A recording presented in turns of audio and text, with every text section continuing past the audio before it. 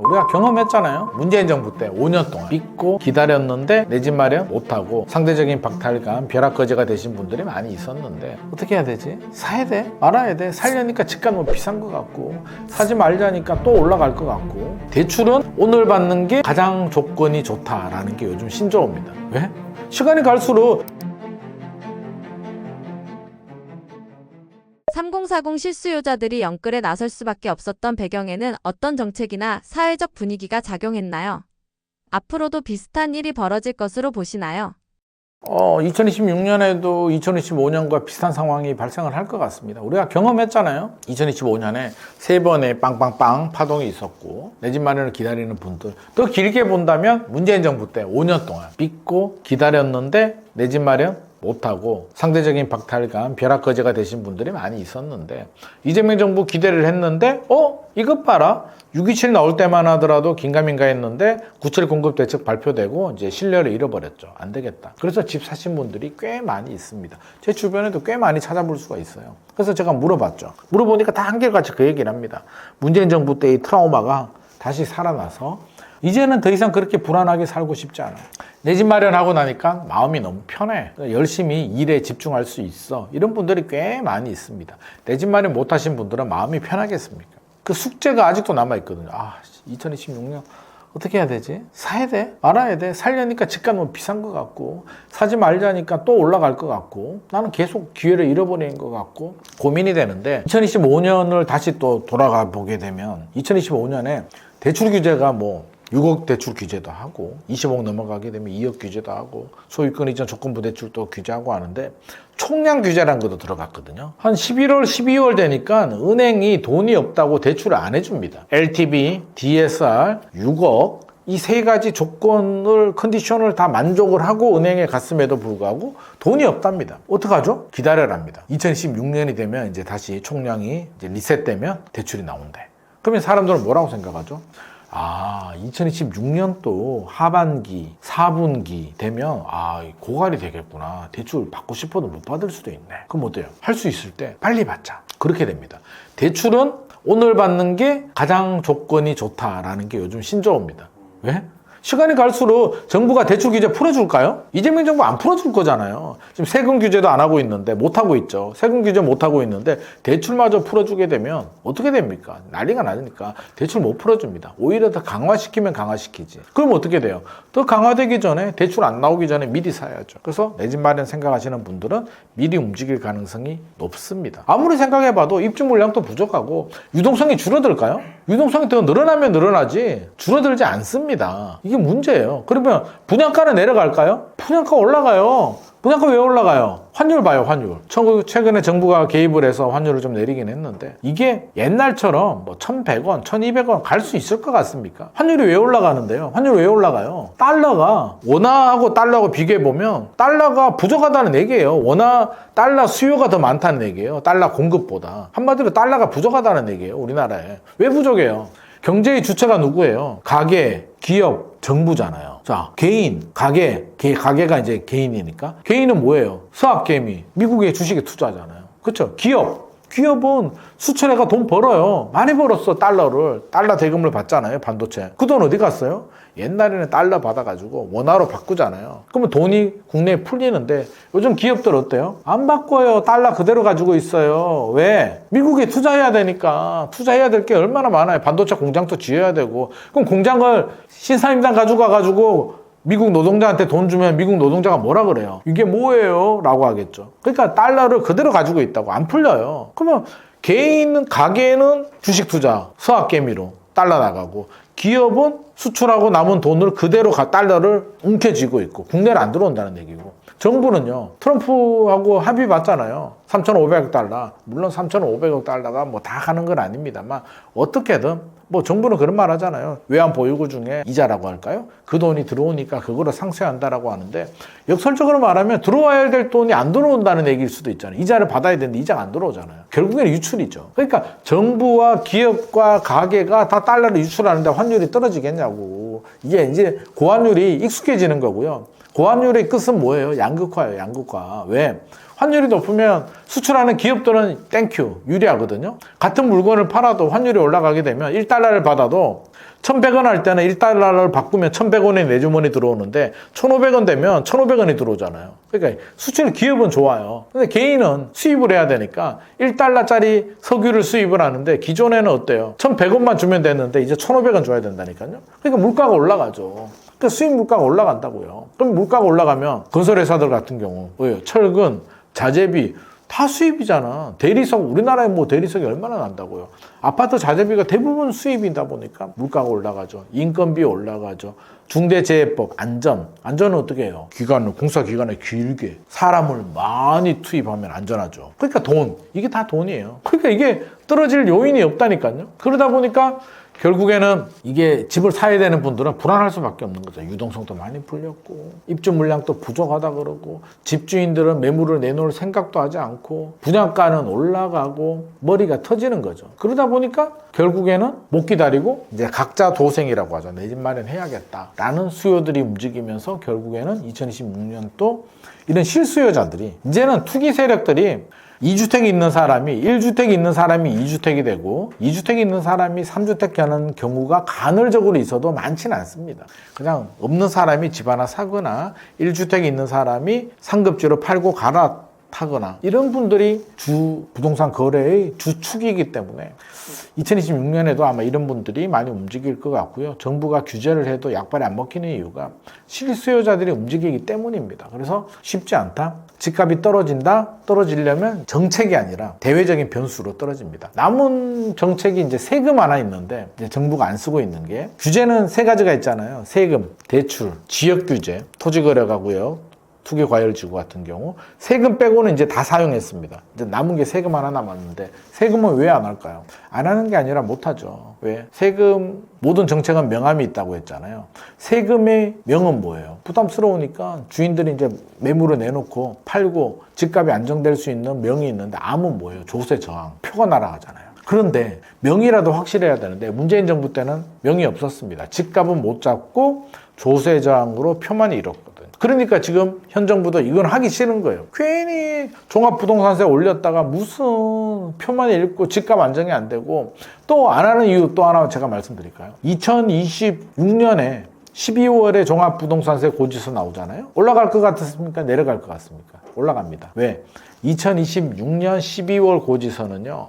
2025년 상승분이 반영이 되는데 주로 고가 아파트들이잖아요. 공시가격 12억 넘어가게 되니까 서울의 한강벨트나 경기도 경부벨트 지역들이 대부분 대상이 되는데 집값이 많이 올랐기 때문에 공시가격이 올라갑니다. 공시가격이 올라가게 되면 종합부동산세 부담이 늘어나요.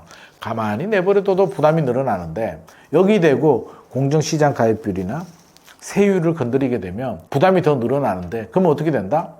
가만히 내버려둬도 부담이 이 정도 늘어나는데 정부가 개입을 해서 이 정도 늘려버리게 되면 이 상승, 부담이 다 정부한테 원망해 가요. 다 조세장이. 그러면 집값이 올라서 종합부동산세가 올라가는 것까지 원망의 화살이 정부로 간다고요. 그러니까 정부는 굳이 건드려서 욕먹느니 가만히 내버려둬도 보유세 부담은 늘어나는데 뭐하러 건드립니까? 그래서 가급적이면 가만히 내버려 두고 싶어 합니다. 근데 집값이 또 천정부지 올라가네? 물론 그런 일은 저는 개인적으로 안 생기길 바랍니다. 그냥 안정되게.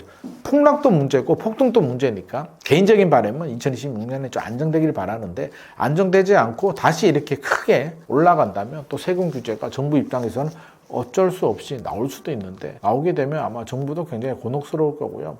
이론적으로는 그렇죠. 점진적으로 보유세를 올리고 거래세, 취득세, 양도세를 내려주게 되면 매물이 나오면서 집값이 안정이 되는데 이것도 쉽지 않죠. 취득세, 양도세 감면해준다, 내린다라고 하면 아마 시민단체들하고 무주택자들 난리 날 겁니다. 그러니까 생각만 해도 머리 아프죠? 듣고 있으니까 머리가 찌끈찌끈하죠. 그러면 국회나 정부는 얼마나 머리 아프겠습니까? 가급적이면 세금 안 하려고 할 겁니다. 많이 궁금해하는 게 2026년 5월 9일 뭐죠? 양도세, 중과세 한시적 유예기간인데 유예가 끝나면 이제 중과세가 부활합니다. 3주택자 이상 규제지역에서는 6에서 45% 기본세율에서 30%포인트가 더 붙어요. 그러면 10억 남은 분은 한 7억 정도 양도세를 내고 3억밖에 못 가지고 가거든요.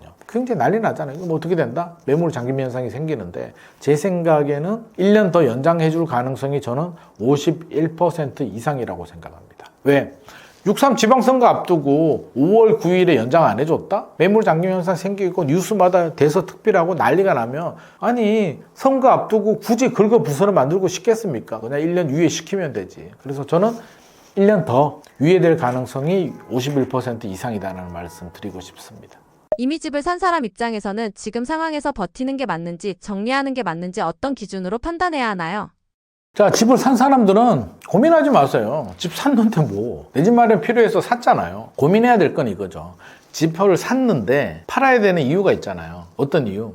상급지로 갈아타거나 집이 좁다? 뭐 그럴 수도 있잖아요. 집이 좁아서 애 교육 때문에 또는 투자 목적으로 상급지로 갈아탄다. 여러 가지 이유가 있잖아요. 그래서 이런 필요하거나 이런 상급지 수요 때문에 팔고 갈아타는 건 오케이. 근데 어떤 건 안 된다? 샀는데 불안한 게야. 아무리 봐도 집값 내가 너무 고점에 잡은 것 같고 얘기 들어보니까 미국이 2026년은 아닐 것 같은데 2027, 8년에 미국이 또 금리 올리면 물가 잡겠다고 또 부담도 늘어나고 집값 떨어지면 우리 어떡하지? 그냥 머리 아파 팔까? 라고 생각하시는 분들이 있는데 안 됩니다. 절대 그렇게 되면 안 됩니다. 왜? 기준과 원칙이 틀렸기 때문입니다. 주식과 부동산은 달라요. 접근 방법이 다릅니다. 그러니까 부동산 전문가들 중에서도 이제 주식 출신들이 있거든요. 주식 애널리스트 출신들이 있는데 그분들이 이제 하는 얘기가 막 그런 겁니다. 집값이 너무 많이 올랐으니까 오버슈팅이니까 집값은 떨어진다. 떨어져야 되고 그럼 뭐 떨어질 땐 어떻게 해야 되느냐? 거래량이 늘어나고 집값은 떨어지는데 거래량이 늘어나는 구간에 사면 된다라고 하는데 이거는 주식 이론입니다. 그러니까 속된 말로 주식쟁이들이 부동산에 와서 하다 보니까 부동산을 주식처럼 하는 건데 집값은요. 장기 보유 전략입니다. 한 번 사면 평균 8년 정도 보유하거든요. 그래서 저는 10년을 바라보고 살아. 10년 후에 올라갈 수 있는 지역의 집을 사면 됩니다. 그래서 우리 가족이 대출을 받았으면 대출이자 내고 편하게 잘 살다 보면 10년 후에 가면 올라가 있네? 이게 부동산 내 집 마련의 장점입니다. 삼성전자 얘기 많이 하는데 2025년 초만 하더라도 삼성전자가 5만 얼마 했죠. 그러다가 2025년 마지막에 12만 원 찍었단 말이에요. 어떤 분들 끝까지 가지고 가기가 쉬웠을 것 같습니까? 5만 원에 사신 분이나 가지고 있는 분들, 물린 분들 중에 7만 원 될 때 많이 팔았습니다. 7, 8만 원 될 때. 왜? 이 정도 올랐으면 많이 오른 거 아니야? 그게 주식적인 관점이에요. 주식은 충분히 제가 삼성전자 가지고 있어도 이 12만 원까지 버티기 쉽지 않고요. 수많은 고민을 했을 겁니다. 근데 집은요, 고민할 필요가 없습니다. 그냥 10년 가지고 가는 거예요. 우리 가족이 잘 살다 보면. 근데 중간에 뭐 더 큰 면적으로, 더 좋은 지역으로, 학군 때문에 여러 가지 이유로 갈아타면 갈아타는 거고 아니면 계속 가는 거죠. 팔고 뭐 할 건데요? 떨어질 것 같아. 팔고 세금 내고 중개보수 내고 현금 가지고 있다가 다음에 집값 떨어지면 또 들어갈 수 있을까요? 못 들어가죠. 왜 못 들어가요? 아니 이게 언제 얼마나 떨어질지도 모르는데 주식처럼 그렇게 못합니다. 그러니까 주식은 그게 가능해요. 샀다가 뭐 10% 15% 떨어지게 되면 손절매도 해야 되고요. 또 기다렸다가 또 섹터별로 또 상황 또 봐야 되고 막 부동산은 그게 아닙니다. 그러면 10년 후에 올라갈 수 있는 집은 뭐냐?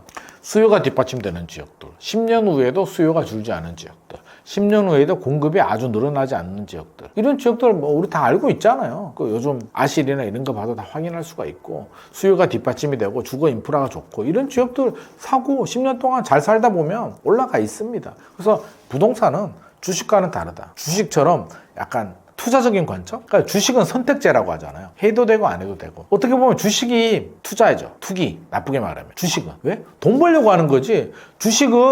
삼성전자 주식을 샀어요. 삼성전자가 국가의 중요한 기업이니까 삼성전자의 발전을 위해서 주식을 산다. 이런 사람이 어디 있어? 내 돈 벌려고 사지. 다 그렇잖아요. 집도 잘 살면서 올라가면 좋지. 다 자기의 관점인데 집은 필수제고요. 주식은 선택제입니다. 여기서 이미 출발선이 틀려요. 그러니까 접근 방법이 다르다.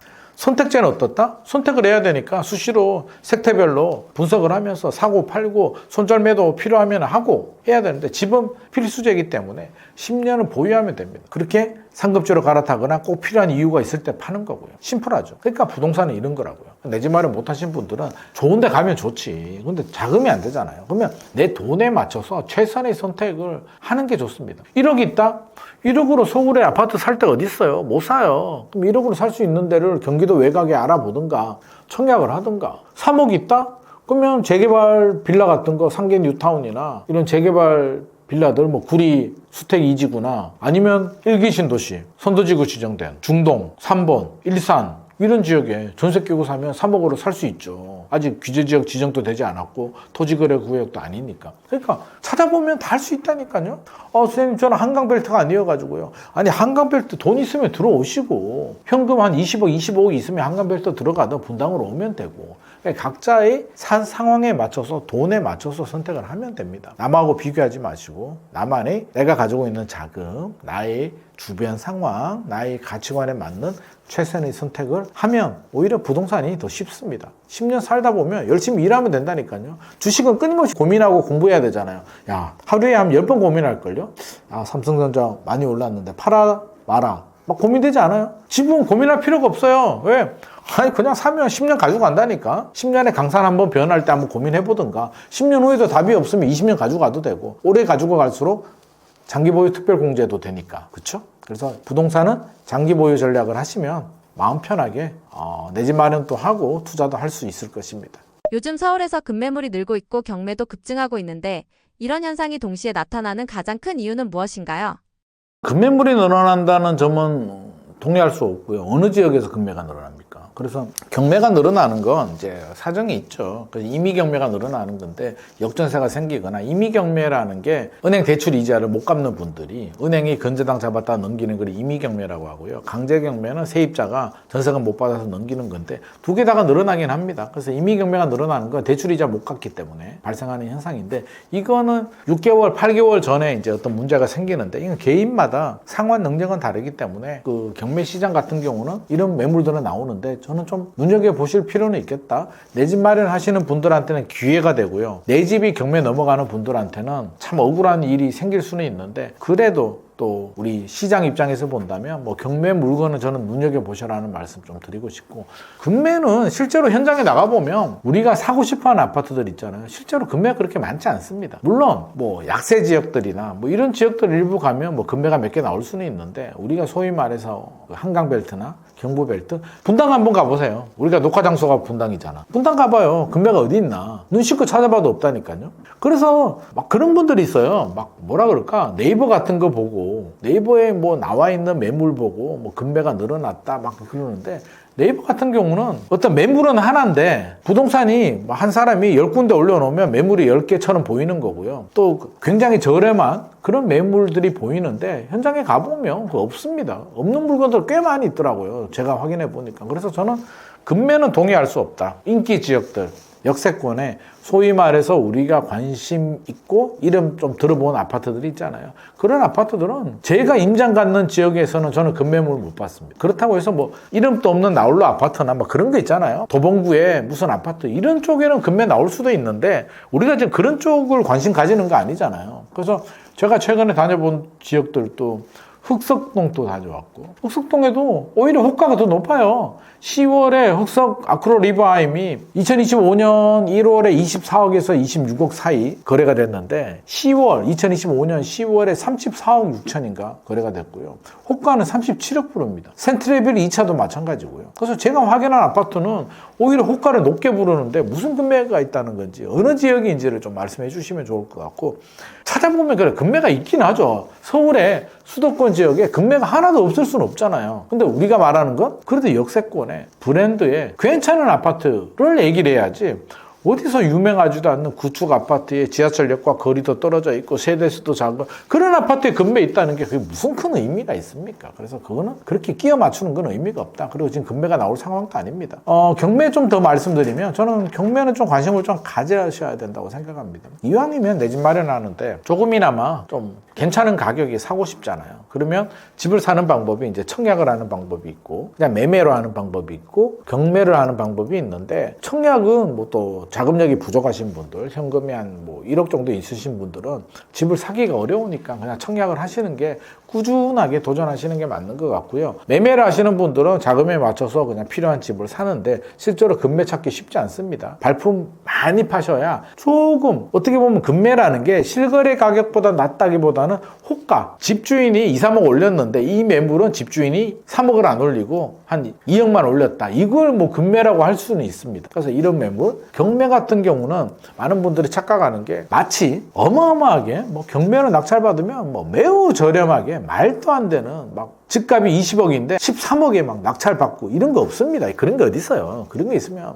이미 물건이 괜찮은 아파트라면 많은 응찰자들이 들어오기 때문에 경매 낙찰받을 때는 가격을 시세 조사해가지고 금매물 정도 수준이 있잖아요. 남아있는. 그럼 아니, 금매물이 아니면 그 10% 정도. 10% 정도 저렴하게. 실거래 가격 대비 10%도 좋고, 호가가 굉장히 높다면 호가보다도 10% 정도 해가지고, 현실 가능한 가격으로 응찰을 해야지, 나는 매우 저렴하게 잡고 싶어라고 해서 하면 됩니까? 안 됩니다. 그러면 그 법원에 갔다 왔다 하는 시간과 교통비도 안 나오니까 그러지 마시고, 그냥 금매 수준으로 한 10% 정도 저렴하게 들어가는 게 좋을 것 같고요. 자신 없으시면 이제 현장 부동산에 가서 경매 대행해 주시는 분들이 있거든요. 법원에 발급받아서 그런 분들한테 수수료만 50만 원, 100만 원 주고 의뢰하셔도 좋고, 주의해야 될 점은 경매 학원. 저는 경매 학원도 물론 잘하는 데도 있습니다만 모르니까 괜히 배워보겠다고 경매 학원 가면 경매 학원 중에서도 이상한 것들 막 이용하는 것들 많거든요. 막 이상한 매물 막 먹이고 막 이런 것들이 있기 때문에 경매 학원은 옥석을 좀 가릴 필요가 있겠다. 사자들이 좀 많습니다. 경매학원에. 물론 다 그렇지는 않습니다만. 그래서 경매학원 공부를 하려면 학원 가는 건 좀 더 옥석을 가릴 필요가 있겠고요. 저는 굳이 학원 가지 않아도 책을 좀 본다든지 유튜브 좀 보면 기본적으로 아파트 경매는 충분히 할 수가 있습니다. 잘 자신 없으면 현장 부동산은 거의 사기치지 않습니다. 동네 장사이기 때문에 현장 부동산에 가셔서 그 경매 대리 하시는 자격 있는 분한테 좀 주고, 내가 공부 기본적으로 책 보고 유튜브 좀 보고 그분하고 수수료 좀 주고 한번 법원 갔다고 한번 해보면 두 번째부터는 본인이 할 수 있기 때문에 그런 식으로 하시기 바랍니다. 괜히 학원 가서 돈 쓰고 시간 잃고 나중에 또 돈 잃고 마음의 상처까지도 입을 수는 있으니까 경매 학원은 저는 옥석을 좀 가리세라는 말씀 드리고 싶습니다. 과거에 많이 선택했던 혼합형 고정금리 대출이 지금 들어서 왜 문제가 되고 있는 건가요? 일단은 저는 이게 지금 상황에서 크리티컬한 문제라기보다는 옛날에는 이제 그 이자만 내다가 지금은 이제 원리금 같이 상환하게 되고, 옛날에는 그 방식도 딱 정해져 있었잖아요. 고정과 변동 이렇게 됐는데 최근에는 혼합형이 많이 나오거든요. 5년 동안은 고정형으로 하다가 나중에 변동형으로 넘어가게 되는데, 정책자금 대출도 마찬가지고, 그러면 고정금리로 저렴하게 설계를 해서 계획을 맞췄는데 시간이 지나서 5년이 넘어버리면 이제 변동금리로 가는데, 그때 금리가 높은 상황이면 갑자기 껑충 올라갑니다. 그러면서 원리금 상환 부담이 확 늘어나요. 그러면 원래 한 150만 원 정도 상환 계획이었는데 이게 고정 기간이 지나고 변동으로 넘어가게 되면 갑자기 150이 200되고 250 되면 굉장히 부담을 느끼는데, 주택 가격이 상승할 때 같으면 에휴 그래 내가 이자 내지 뭐 집값 올라가는데 라는 마음의 여유가 생기는데, 이게 집값이 떨어지는 구간에 이렇게 걸려버리게 되면 집값은 떨어지죠. 원리금 상환 부담은 늘어나죠. 스트레스 받죠. 그러다가 결국에는 금매로 던져버리는 이런 일들이 생깁니다. 그래서 항상 대출을 받을 때는 리스크 관리도 좀 해야 되고요. 이런 상황이 아니더라도 그냥 변동금리 받더라도 금리는 언제든지 움직일 수 있습니다. 제일 변수? 리스크가 저는 이거라고 생각합니다. 2022년 경험했잖아요.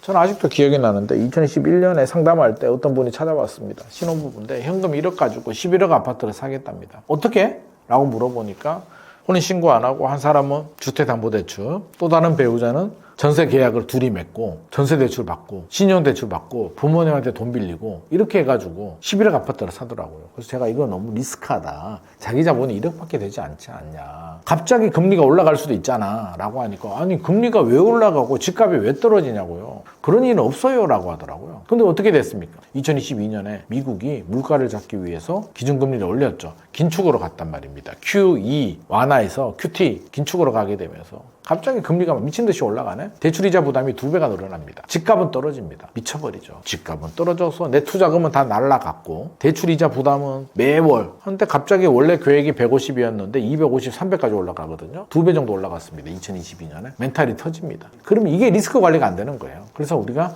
항상 집을 살 때는 리스크 관리를 어떻게 하냐면 자금 계획을 세우잖아요. 물론 사람마다 본인의 상환 능력이 다르잖아요. 부부 합산 월 4천만 원이다. 이 정도 되면 사실 이거는 뭐 대출 요즘 나오지도 않습니다만 월 4천 정도 되면 뭐 20억을 빌려도 문제될 게 뭐가 있습니까? 근데 최근에 이제 대출이 거의 안 나옵니다. 수도권 지역은 6억까지밖에 안 나오고 20억 넘어가게 되면 2억밖에 안 나오니까 능력이 돼도 못 가는데 그렇지 않고 부부 합해도 600만 원이에요. 월 수입이 600만 원인데 원리금 상환을 150으로 계획을 세웠단 말이에요. 근데 300으로 올라갔어. 그러면 이분들은 다른 뭔가를 줄여야 되거든요. 300 가지고 부부가 생활을 해야 되는데 이게 현실적으로 굉장히 어렵죠. 대출 이자도 당연히 내야 되고 생활비도 내야 되고 교통비도 내야 되고 여러 가지가 있는데 굉장히 고통스럽습니다. 이런 분들은 못 버팁니다. 그러면 작은 계획을 세울 때는 항상 내가 세운 계획에서 원리금 상환 금액에서 곱하기 2를 해가지고 150만 원 정도 계획을 세웠다면 150만 원에서 더 올라가면 우리 생활이 안 돼요 라고 하면 안 되고 300까지 만약에 150만 원을 내다가 300까지 내는 상황이 발생하더라도 힘들죠. 그럼 외식 좀 줄이고 해외여행 좀 안 가고 허리끈을 졸라매고 3년 정도 버틸 수 있는 분이라면 괜찮습니다. 이게 리스크 관리거든요. 그래서 항상 작은 계획은 그렇게 보수적으로 저스트하게 해가지고 150만 원 딱 계획을 맞춰서 150만 원 넘어가면 우리 큰일 나. 딱 이대로 계획은 그렇게 세우는 것은 아닙니다. 항상 여유 있게 금리가 언제든지 올라갈 수 있다는 점을 염두를 해두고 작은 계획을 세우셔야 됩니다. 대출을 받을 때는 꼭 이렇게 좀 마진을 두고 해야지 저스트하게 계획을 세우시는 분들은 언제든지 하락 구간이 나올 수 있습니다. 2026년에 제가 상승 가능성이 높다고 했는데 물론 저희가 예상하는 범위 내에서는 높은데 뜻하지 않은 변수들이 생길 수는 있거든요. 그런 구간, 그게 뭐냐면 우리가 일반적으로 알고 있는 지금 뭐 입주 물량이 부족하다, 유동성이 좀 많이 풀렸다, 기준금리가 인하 기조다. 물론 인하는 쉽지 않습니다. 2026년의 기준금리는 아마 제가 볼 때는 상반기는 동결로 갈 것 같고요. 하반기에는 경제 상황을 보고 동결이 될지 인하가 될지 결정을 합니다. 보통 중앙은행들은 이제 금리를 결정할 때 두 가지를 봅니다. 하나는 성장률, 성장을 보고요. 두 번째는 물가를 봅니다. 그러니까 성장이라는 건 경기를 말하는 거죠.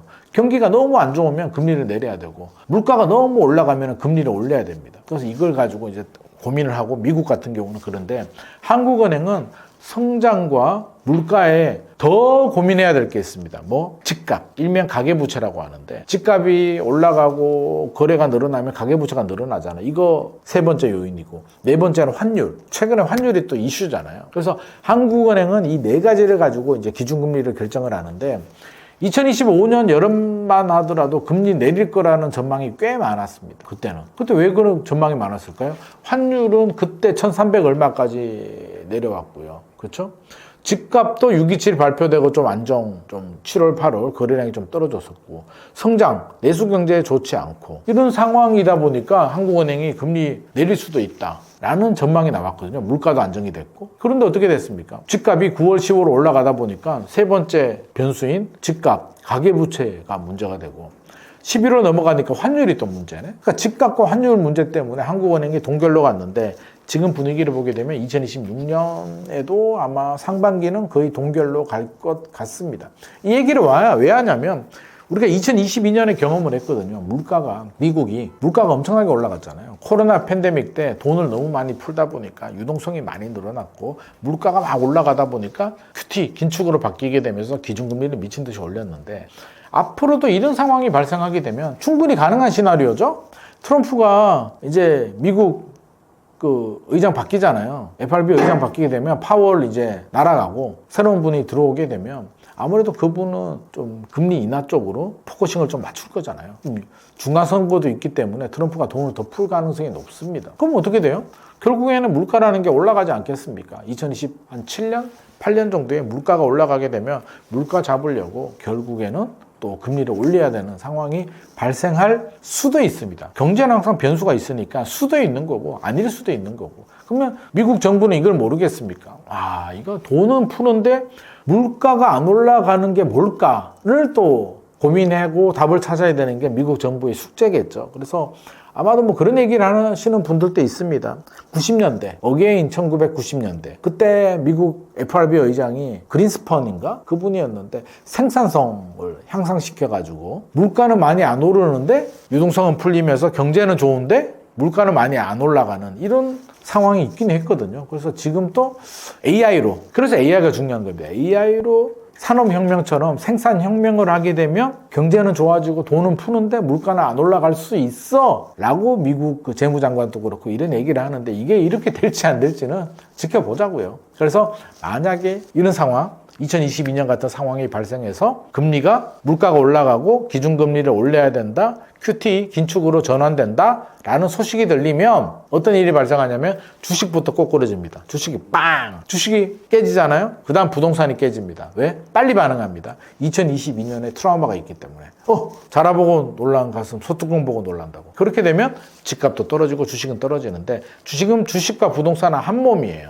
연결이 되어 있습니다. 그러면 부동산 하는 분들은 주식이 반응 속도가 빠르니까 주식을 이렇게 예의주시하다가 주식이 아마 박살 나잖아요. 그런 이유로 그냥 종목에 따라서 실적이 안 좋아서 박살 나는 거 말고 미국에 의해서 한번 박살이 나면 부동산 입장이라면 주식 박살 났다. 그 다음 우리 차례네?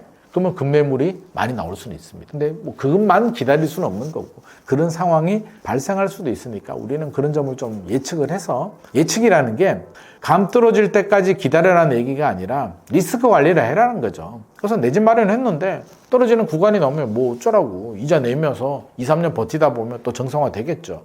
어차피 집은 10년 후를 바라보고 사는 거기 때문에 리스크 관리를 하면 됩니다. 막상 떨어지면 또 무서워서 집을 못 사거든요. 그러니까 준비를 해라는 면에서 제가 이렇게 하락이 발생할 수 있는 컨디션을 말씀드렸습니다. 요즘 재개발 재건축 조합원들 사이에서 강제 현금 청산 이야기가 많이 나오는데 이 위험은 왜 커지고 있는 건가요?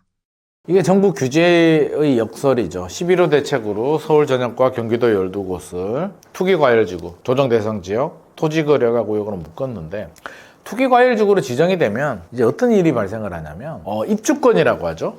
입주권이 원래 재개발은 한 개가 나오고요. 재건축 같은 경우는 지방에 그러니까 과밀 억제권이 아니고 규제 지역이 아니면 주택 수마다 나오고요. 과밀 억제권인데 비규제 지역은 세 채까지 나오고요. 규제 지역은 한 채밖에 안 나옵니다. 그러니까 그럴 수 있잖아요. 남편이 한 채, 마포 성산시형 아파트라고 이제 예를 들면 남편이 한 채, 부인이 한 채, 자녀가 한 채 가질 수도 있잖아요. 규제 지역으로 지정되지 않았다면 세 채를 다 받을 수 있는데 규제 지역으로 지정이 되니까 한 채만 나온대. 한 세대당. 그럼 나머지 두 개는 어떻게 돼요? 현금 청산이 됩니다. 현금 청산되면 어떡하지? 손해보는 거죠. 왜? 감정 가격이 시세보다 낮거든요. 그래서 우리가 새 아파트를 받기 위해서 재건축을 투자하는 거지. 현금 청산되면 파는 게 맞지. 그러니까 팔려고 하니까 조합원 지위 양도 금지가 걸립니다. 재건축은 조합 설립 인가가 되면 조합 지위 양도 금지. 한마디로 못 판다는 얘기입니다. 5년 거주, 10년 보유하신 분들만 팔 수 있습니다. 그게 조건에 해당이 안 되는 분들은 못 팔아요. 큰일 났다. 우리 가족이 세 채를 가지고 있는데 한 채만 새 아파트를 주고 두 채는 현금 청산 대상이래. 손해본대. 팔지도 못한대. 어떤 선택을 하겠습니까? 조합원이라면. 동의를 안 합니다. 하지 말자. 어차피 현금 청산 될 바에는 하지 마라. 그냥 나중에 하든지 라고 하지 않겠습니까? 정비사업에서 가장 중요한 게 동의율이거든요. 추진위부터 조합 설립부터 사업시행계획, 관리처분 다 동의를 받아야 되는데 이런 분들이 안 그래도 동의율을 끌어올려도 모자랄 판에 이런 분들이 해주겠다고 하다가 갑자기 정책이 바뀌게 되면서 나는 안 할래. 재건축 하게 되면 나는 현금 청산당해서 안 돼 라고 해서 반대하게 되면 재건축 사업 속도가 빨라질 수가 없습니다. 지금 서울 도심에 공급이 부족해서 재건축 재개발이 사실 유일한 방법이잖아요. 빨리 해도 모자랄 판에 집값 잡겠다고 투기과열지구로 지정을 해버리니까 오히려 정비사업의 속도를 늦춰버리는, 사업이 안 되는, 궁극적으로 공급이 안 되는 이런 문제들이 생기다는 거죠. 그러면 모든 정책은 명암이 있거든요. 명과 암이 있는데 좋아. 정비사업 공급이 늦어지게 되고 지위양도 금지 걸리고 현금 청산되고 다 좋아. 그럼에도 불구하고 주택시장이 안정이 되면 할만한데 안정이 됩니까? 11호 대책 발표되고 한강벨트 집값 떨어졌습니까? 안 떨어집니다. 오히려 호가가 실거래 가격보다 2, 3억 더 높습니다. 집주인들은 그렇게 내릴 생각이 지금 전혀 없습니다. 그러니까 집값은 못 잡고 거래량만 잡고 정비 사업 속도만 잡고 집값은 못 잡았다는 거예요. 반대가 돼야죠. 거래량은 많고, 거래량이 많아야 그렇잖아요. 세수도 늘어나고 내수 경제도 좋고, 아파트 거래가 늘어나면 어떻게 돼요? 이삿짐 업체들도 잘 되고, 중개업소들도 돈 좀 벌고, 이사하게 되면 가전업체, 가구업체 다 나름대로의 순환 구조가 되잖아요. 세금도 내고. 그래서 경제에 도움이 되는데, 거래를 잡아버리니까 세수도 감소, 중개사들도 장사 안 되고, 1층 중개사가 있는 폐업이 늘어나니까 임대 시장도 죽고, 가전, 가구 업체들 다 총체적 난국입니다. 안 돼요. 오히려 반대가 됐어야 되는데, 입주 물량은 잡아버리고, 정비 사업 속도는 잡아버리고, 지금 이런 결과가 나오다 보니까 집값은 못 잡고, 저는 안타깝게도 정책의 실패다. 11호 대책은 물론 급등하는 브레이크를 잡았는지는 모르겠는데, 거래를 잡은 게 어딥니까? 라고 말한다면 제가 할 말은 없는데, 그거는 바보 같은 짓이죠. 거래를 활성화시키고 가격을 안정시켜야 되는데, 지금 살려야 되는 거래는 잡아버리고 잡아야 되는 가격은 지금 못 잡는 이런 문제들이 생깁니다. 특히 정비 사업들, 이 문제들 쉽지 않을 것 같고요. 또 하나 부작용을 하나 더 말씀드리면, 그 대출 규제를 강화하고 있기 때문에 신축 아파트들, 조합원들이 신축 아파트가 입주하게 되면 전세를 맞추는 분들, 소유권 이전 조건부 대출 금지시켜버렸기 때문에 세입자들이 또 신축 아파트 이사를 못 갑니다. 그러니까 또 전세 시장 또 불안해요. 왜? 신축 아파트가 들어오는데 세입자가 못 들어가다 보니까 세입자는 기존 아파트 전세금을 올려줘야 돼요. 기존 매물이 또 안 나옵니다. 입주 물량도 부족하죠. 그러면서 지금 전세 시장도 상당히 불안한 상황이기 때문에 이런 게 모든 게 정책의 실패입니다. 그래서 저는 2025년 이재명 정부의 부동산 정책은 높은 점수를 주기는 현실적으로 어렵다. 점수로 평가하자면 저는 50점밖에 못 주겠습니다. 2026년 이후 전세와 매매 시장은 어떻게 될 것으로 전망하시나요? 2026년은 하락 가능성 낮습니다. 이제 지역별로 제가 말씀드릴 텐데, 서울은 5% 이상 상승 예상합니다. 2025년에는 서울이 8.4% 상승을 했는데, 제 생각에는 비슷할 것 같습니다. 2025년과 2026년 상승률이 비슷한데, 그렇다면 한강벨트나 경부벨트가 역시 상승을 주도할 것인가? 그거는 다를 것 같습니다.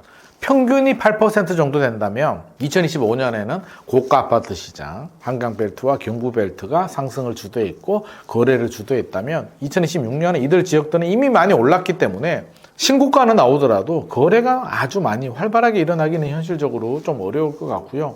많이 오르지 않은 나머지 서울 지역들이 키 맞추기식 상승을 하면서 아마 5% 이상 한 8% 정도 저는 예상을 하고 있습니다. 수도권 시장도 2025년과 크게 다를 바가 없는데 역시 많이 올랐는 과천, 분당은 여전히 신고가는 간헐적으로 나오겠습니다만 시장을 주도한다라고 할까요? 거래를 주도하는 지역들은 크게 오르지 않았던 지역들, 남부 축에서 동탄이나 또 안양, 안암구, 또 일개 신도시가 있는 삼본이 있는 군포, 그렇죠? 또 부천, 중동 신도시가 있는 부천, 인천, 신축 아파트가 있는 금단, 송도, 청라 이런 지역들이 이제 키 맞추기 하면서 전체적으로 수도권 지역의 상승률을 좀 끌어올릴 것으로 저는 예상을 하고 있고요.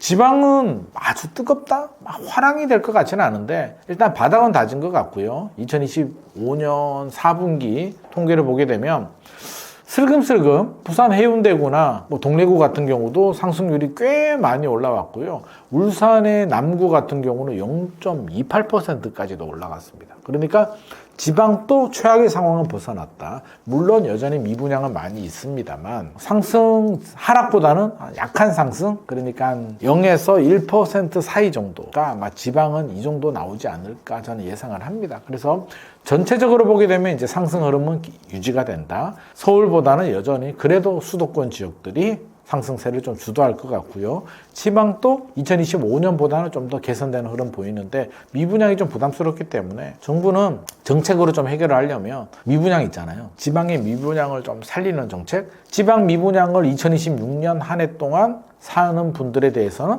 취득세 면제, 양도세 5년간 면제 이런 카드 좀 나와주면 또 서울에 원정 투자 들어가시는 분들 중에 그렇잖아요. 지방에서 서울 수도권 지역에 아파트 사시는 분들 있잖아요. 이런 분들이 지방에 미분양을 사도록 물기를 좀 돌려주는 정책도 저는 좀 필요하지 않나 싶습니다. 그래서 균형 발전이거든요. 서울로 몰리는 걸 수도권으로 몰리는 수요를 지방으로 좀 돌리는 정책도 필요해 보입니다. 그래서 전체적으로 본다면 상승 가능성 높다. 서울은 5% 이상, 수도권 지역은 한 3에서 5% 사이 정도, 지방은 0에서 1% 사이 정도 상승을 예상 예상하고요. 문제는 전세입니다. 전세는 매매보다도 매매 플러스 2%포인트 정도 상승률이 더 높을 것 같습니다. 서울, 수도권, 지방 모두 다 동일한 현상으로 집값, 매매 가격보다 전세 가격 상승을 저는 더 높다로 전망하고 싶습니다. 2026년부터 집값이 크게 변할 수 있다고 보는 가장 핵심적인 이유는 무엇인가요? 2026년이 시작이 되었습니다. 2025년에는 집값이 3번 올랐습니다. 물론 서울 한강벨트와 수도권, 경기도, 경부벨트 일부 지역 이야기입니다만 일부 지역은 크게 3번이 올랐죠. 2월, 3월 토지거래가구역 풀고 묶으면서 한번 올랐고요. 6월에 그 정치적 불확실성이 제거가 되면서 한번 크게 올랐고, 물론 두 번째 상승으로 이제 627 대책이 발표가 됩니다. 강력한 대출 규제죠. 세 번째는 9월, 10월입니다. 97 공급 대책이 알맹이가 없다 보니까 실망한 수요자들이 움직이면서 크게 올랐는데, 자, 2025년 시장은 이렇게 움직였죠. 크게 3번 특정 지역 한강벨트와 경부벨트 위주로 양극화가 굉장히 심했다. 그러면 2026년 시장은 이제 어떻게 움직이느냐가 중요한데, 일단 하락 전환은 힘들 것 같습니다. 하락 전환이라고 한다면 이제 집값이 떨어져야 되는데, 집값이 떨어지려면 지금 여러 가지 여건이 그렇게 떨어질 분위기, 조건, 컨디션이 성립이 되지 않습니다. 집값이 떨어지려면 입주 물량이 아주 많이 나오거나, 노태우 정부 그 1기 신도시 200만 호처럼 그런 식으로 굉장한 공급 폭탄이 쏟아지거나, 아니면 대외적인 어떤 변수들, 2008년도 글로벌 금융위기나 2022년 미국이 기준금리 많이 올릴 때처럼 그런 불확실성이 커져서 공포 분위기가 조성이 된다면 집주인들이 금매로 던지고 집을 사려는 매수자들이 안 사면서 집값이 떨어지는데, 지금 분위기를 보게 되면 입주 물량이 뭐 2025년 대비 2026년이 더 줄어들 것으로 예상이 되고요. 이거는 팩트입니다. 유동성도 지금 많이 풀린 상황에서 하락 전환은 현실적으로 어렵습니다. 그러면 2026년은 뭘 봐야 되느냐? 포인트는 이거죠. 양극화라고 하는데 2025년에 많이 올랐던 한강벨트와 경부벨트, 그러니까 더 구체적으로 말씀드리면 한강벨트는 강남 3구, 용산구, 마포, 성동, 동작, 강동, 광진구 이런 지역들과 이제 경부벨트라고 한다면 과천시, 성남시 분당구, 판교, 분당 신도시, 그리고 성남 구도심, 용인 수지 이런 지역들입니다. 2026년 또 이런 지역들이 얼마나 올라가느냐인데, 뭐 하락 전환은 안 될 것 같고요. 거래량은 뭐 이게 폭발적으로 늘어나는 건 현실적으로 불가능합니다. 대출 규제에다가 토지 거래가 구역까지 지정이 됐기 때문에 전세 끼고 살 수도 없고 대출 받기도 어렵기 때문에 거래량은 떨어지는데 이제 몇 개씩 신고가가 나오는 거죠. 집주인들은 여전히 호가를 올리고 있거든요. 최근에 보게 되면 서울의 한강벨트나 경부벨트 같은 경우 실제 거래된 실거래 가격, 그러니까 10월 정도 거래된 가격보다 2, 3억 정도 높여서 호가를 올리고 있기 때문에 거래는 안 되는데 어떤 현금 돈 있는 사람이 하나 딱 거래를 하게 되면 이게 신고가가 나옵니다. 그래서 한강벨트나 경부벨트는 2026년에도 이런 식의 상승, 거래량은 줄어들었는데 간헐적인 신고가 행진들이 나올 것으로 예상이 됩니다. 그러면 어느 지역들이 거래량이 좀 늘어나고 하느냐? 이런 고가 아파트 시장보다는 그래도 금액대가 한 10억 이하 구간에 들어가는 물건들, 10억 넘어가게 되면 대출이 4억밖에 안 나오기 때문에 현금이 아주 많아야 되는데, 현금이 솔직히 한 20억 이상 되시는 분들은 프라이드가 굉장히 강하거든요. 1년, 2년 전, 그러니까 2024년, 2023년만 하더라도 현금 20억 있으면 잠실이나 강남에 아파트 전세 깨고 살 수 있었는데 지금은 못 사잖아요. 근데 그런 분들은 예전에 영광, 그런 프라이드를 가지고 있기 때문에 마음에 안 드는 물건, 소위 말해서 용인 수지라든지 그 이하 지역들 쳐다보지 않습니다. 그러니까 15억 이하에 내 집 마련 못하신 분들이 들어갈 수 있는 지역, 용인 수지 같은 경우는 2025년 12월에도 상승폭이 상당히 높았습니다. 왜냐하면 토지거래가구역으로 지정이 되고 투기과열지구로 지정이 됐음에도 불구하고 대출 6억 받아서 현금 한 5억에서 10억 사이에 있는 분이 어떻게든 뭐 할 수 있는 구간이거든요. 그러다 보니까 신분당선 타고 경부벨트인 용인 수지라든지 이런 지역들이 2025년에도 움직였고 2026년에도 이런 15억 아래 구간의 경부 라인들은 움직일 것 같습니다. 그러면 광교라든지 이런 지역들이 거래가 좀 될 것 같고요. 동탄, 구리 같은 풍선 효과가 생긴 지역들도 뭐 거래는 조금씩 되는데, 오히려 2025년에 저는 많이 오르지 않은 지역들, 이런 지역들 지역들이 키 맞추기식 상승을 좀 할 가능성은 있습니다. 그러면 서쪽으로 이제 동쪽이 올랐으니까 이제 서쪽으로 가게 된다면 뭐 안양에서는 안양 동안구가 많이 올랐으면 마랑구 쪽으로 안산시도 이제 고단신 도시 쪽 신축 아파트들이 있는 곳들, 인프라가 좋은 것들, 인천에서도 인천 모든 지역이 다 오르기는 2026년은 좀 버거울 것 같고요. 인천 송도, 검단, 청라 같은 신축 아파트 지난 2년 동안 크게 오르지 않았던 지역들이 2026년에는 또 탄력성을 보일 수도 있고요. 서울 내에서는 한강벨트가 아닌 지역들, 많이 안 오른 지역들, 억울하게 규제 지역에 묶인 뭐 노도강이라든지 금강구 같은 곳들이 필요한 실수요자들이 야 이거 기다려도 답이 안 나오겠다, 내 집 마련해야겠다라는 수요들이 잠재하고 있기 때문에 이런 분들이 움직이면서 거래는 주도할 것 같습니다. 최근에 설문조사가 하나 있었는데 이제 직방에서 설문조사를 했는데 2026년 집 살 의향이 있느냐라고 물어보니까 69.9% 거의 70% 정도 되시는 분들이 사고 싶어, 살 생각이 있어 라고 답을 했습니다. 그러면 언제 사고 싶어? 2026년 1분기를 가장 많이 꼽아왔습니다. 살 사람들은 움직인다는 얘기고요. 중요한 거, 또 왜 사려고 하니? 라고 물어보니까 가장 많은 답변들이 전세, 월세 사시는 분들이 내 집 마련 불안하니까 전월세도 난이라고 하는데 그냥 집 살래. 두 번째는 지역을 옮기는 실수요자들, 세 번째는 면적을 늘리거나 줄이는 분들이 80%를 차지했다는 거예요. 실수요자들이 집 살 의향이 있는 분들 중에 80%가 실수요자라는 얘기는 정부가 대출 규제도 하고 뭐 여러 가지 규제를 하잖아요. 전세 끼고도 못 사게 토지거래가 구역 규제를 함에도 불구하고 아니 실수요자들이 내 집 마련한다는데 정부 규제가 약발이 크게 먹히겠습니까? 정부의 딜레마도 여기에 있죠. 실수요자들이 집 사는데 언제까지 모든 걸 틀어막아야 될 것인가? 이게 문재인 정부 때처럼 다주택자들이 주택시장을 주도한다면 굉장히 명쾌해요. 답은 다주택자들 규제하고 1주택자들은 풀어주면 되는데 지금은 이런 실수요자들, 무주택자들이나 갈아타기 1주택자들이 시장을 선도하고 있고 2026년에도 이런 분위기는 이어질 것으로 예상이 되고 있기 때문에 아마 정부 국토교통부도 아마 2026년 상당히 머리가 아플 것으로 예상이 됩니다. 2024년에서 2025년에는 입주 물량이 있었는데 2026년에 들어서면서 공급 절벽이라는 말이 나오는 이유는 무엇인가요? 집주인들이 급매로 안 던지는 이유가 있죠. 집값이 떨어지려면 집주인이 급매로 던지고 집을 사려는 매수자들이 안 사면 집값이 떨어지는데 집주인들이 왜 안 던지냐? 첫 번째 이유가 공급 부족입니다. 입주 물량이 없다는 얘기인데 2025년 부동산 R114 통계를 보게 되면 2025년 입주 물량은 약 43,000호 정도 예상 추정이 됩니다. 근데 2026년은 얼마인가? 28,000호로 뚝 떨어집니다. 28,000호. 그러니까 43,000호 정도에서 28,000호로 떨어지는데 여기는 임대 물량이 다 포함되어 있어요. 그래서 임대 물량을 빼면 한 17,000, 18,000호 정도로 예상이 되고요. 직방에서 조사한 내용을 보게 되면 임대 물량을 빼니까 이 정도 수치에 근접을 합니다. 그러면 부동산 R124나 직방의 통계를 보게 되면 임대 물량을 빼면 17,000호 정도밖에는 나오지 않는다. 임대 물량을 포함하더라도 28,000호면 43,000에서 28,000까지 떨어졌다는 얘기죠. 상당한 큰 폭의 감소입니다. 전국적으로 한 25% 정도가 입주 물량이 2025년 대비 2026년은 줄어들고요. 경기도도 줄어드는데 서울이 특히 많이 줄어듭니다.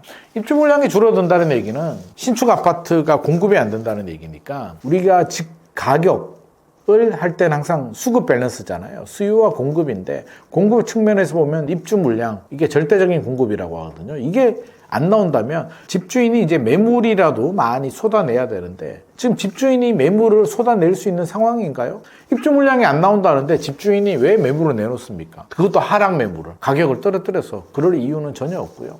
오히려 입주 물량이 줄어들음으로써 이제 전월세 시장이 또 더 불안해질 가능성이 높습니다. 시장의 수요자들은 생각이란 걸 하잖아요. 생각을 해보게 되면 어떤 생각을 하냐면 2026년 1년 정도 입주 물량이 부족하다면 뭐 좀 참을 수 있지. 내가 뭐가 불안해. 2027년에 물량이 많이 나올 거야 라고 생각할 수는 있는데 2027년은 입주 물량이 더 줄어듭니다. 임대 물량을 빼게 되면 2026년이 한 17,000호 정도라고 했는데 2027년은 11,000호 정도로 줄어들고요. 2028년은 10,000호도 위험합니다. 그러니까 3년 정도 입주 물량 절벽에 마주치는 이 현실을 시장의 수요자들이 모르겠습니까? 알고 있습니다. 그래서 팩트로 어떤 물량 자체도 절대적으로 부족하니까 집값도 불안하고 전세 가격도 불안한데 심리적으로도 영향을 준다는 거죠. 아, 이거 3년 동안 물량이 없네. 정부의 공급 대책을 보니까 97 공급 대책이 발표가 됐었죠. 2025년, 2030년까지 135만 원 공급을 하겠다라고 했는데 135만 원 분당 신도시 13개가 넘는 물량이 가능할까?에 대한 의구심이 들었고 그 의구심, 실망 때문에 9월, 10월 집값이 올라갔는데 11월에 국토교통부 장관께서 12월에 공급 대책을 발표한다 그랬는데 결과적으로 발표가 되지 않았습니다. 2026년 1월 중반 정도로 넘어간 것 같은데 왜 안 나왔을까요? 알맹이가 없기 때문이죠. 국토교통부가 할 수 있는 게 제가 맞춰볼까요? 뭐가 나오는지 아마 뻔할 텐데 그린벨트, 서리풀지구 같은 그린벨트 언제 어느 정도 물량을 분양을 하겠다 이런 계획이 나올 것 같고요. 3기 신도시 같은 공공분양 물량 좀 늘리고 또 신규 발굴한 택지들 이런 거 문재인 정부 시절에 발표했던 봉담 3지구나 오산 세교 3지구 이런 물량들 12월 31일 보도자료를 통해서 이제 승인 났습니다. 지구 지정되고 이제 승인 났는데 이게 도대체 몇 년이나 걸렸나요? 그러니까 이거 좀 구체적으로 분양 계획이나 이런 거 나올 것 같고요. 유유부지, 태릉 CC나 이런 거 어떻게 할 건지 그때 왜 안 됐는지 이번에는 확실히 할 수 있다. 이런 내용들이 들어갈 겁니다. 뻔하잖아요. 이런 거 외에 또 정비사업 좀 지원해주겠다. 공공주도로 정비사업 지원하겠다. 이런 내용들 들어가는데 이런 내용 가지고 불안 심리가 줄어들겠습니까? 대통령께서 답이 없다라고 이제 한번 말씀을 하셨는데 대통령께서 아마 제 생각에는 국토교통부 장관 불렀겠죠. 야, 공급대책 한번 좀 가져와봐. 얘기 좀 해봐봐. 니들 무슨 카드가 있냐? 라고 하니까 이런 설명을 하지 않았겠습니까? 이런 걸 준비하고 있다라고 하니까 머리가 좋은 대통령께서 뭐라고 생각하겠습니까? 진짜 니들 이런 거 가지고 되겠냐? 이거 가지고 지금 불안한 시장이 먹힐 것 같아? 라고 얘기를 했을 것 같습니다. 그러니까 12월에 안 나왔죠. 그리고 대통령께서 답이 없다라고 얘기한 것도 아마 내심의 마음이 이렇게 나오지 않았나. 진짜 이런 식으로 해가지고 진짜 답이 없네라는 제 마음이 대통령 마음과 거의 비슷하지 않을까. 답답함을 느꼈을 겁니다. 뭐가 나올 거야 갑자기. 근데 사실 그렇잖아요. 우리 6.27 대책 발표될 때만 하더라도 대통령께서 이거 맛보기야. 더 강력한 거 굉장히 많아 라고 해서 굉장히 자신감이 충만했습니다. 다 잡아버릴 거야. 할 수 있어 라고 했는데 최근에 뉘앙스를 보게 되면 이런 자신감 없어졌습니다. 다른 정책은 모르겠고 부동산 정책에 대해서만 보자면 자신감이 사라졌어요. 오죽하면 대책이 없다는 말을 대통령 입으로 어떻게 하겠습니까? 이거는 할 수 없는 얘기거든요. 근데 이 답답함이 아마 나온 것 같고 이 답답함이 바로 공급 대책입니다. 아무리 노력하면 뭐합니까? 2028년까지는 안 되는데 2026년에 착공 들어가도 2029년 요즘 공사 기간이 한 4년 걸리거든요. 9년, 30년이 됩니다. 서리풀지구 얘기 좀 해볼까요? 서리풀지구에 대한 기대가 굉장히 높은데 일각에서는 서리풀지구를 이제 반값으로 토지 임대부 같이 반값으로 하면 주택시장이 안정이 된다라고 이제 말씀을 하시는데 이거 한번 따져봐요. 진짜 반값이 가능하겠습니까? 가능할 수도 있는데 첫 번째 특징이 있잖아요. 2만 세대 중에 공공임대 빼고 특별공급 빼고 이것도 차 떼고 포 떼면 실제로 일반인들이 분양받을 수 있는 물량은 제가 볼 때는 8,500도 안 나올 겁니다. 그것도 강남 핵심 지역도 아니고 양재라고 하지만 가보면 과천이에요. 과천하고 우면 쪽에 붙어있는 지역이기 때문에 강남에 있는 소위 말한 강남 아파트를 원하는 수요 또는 강남에 거주하시는 분들은 이들 지역을 강남이라고 인정하지 않습니다. 솔직히 말씀드리면 청담동, 압구정동, 그렇죠? 반포, 대치동,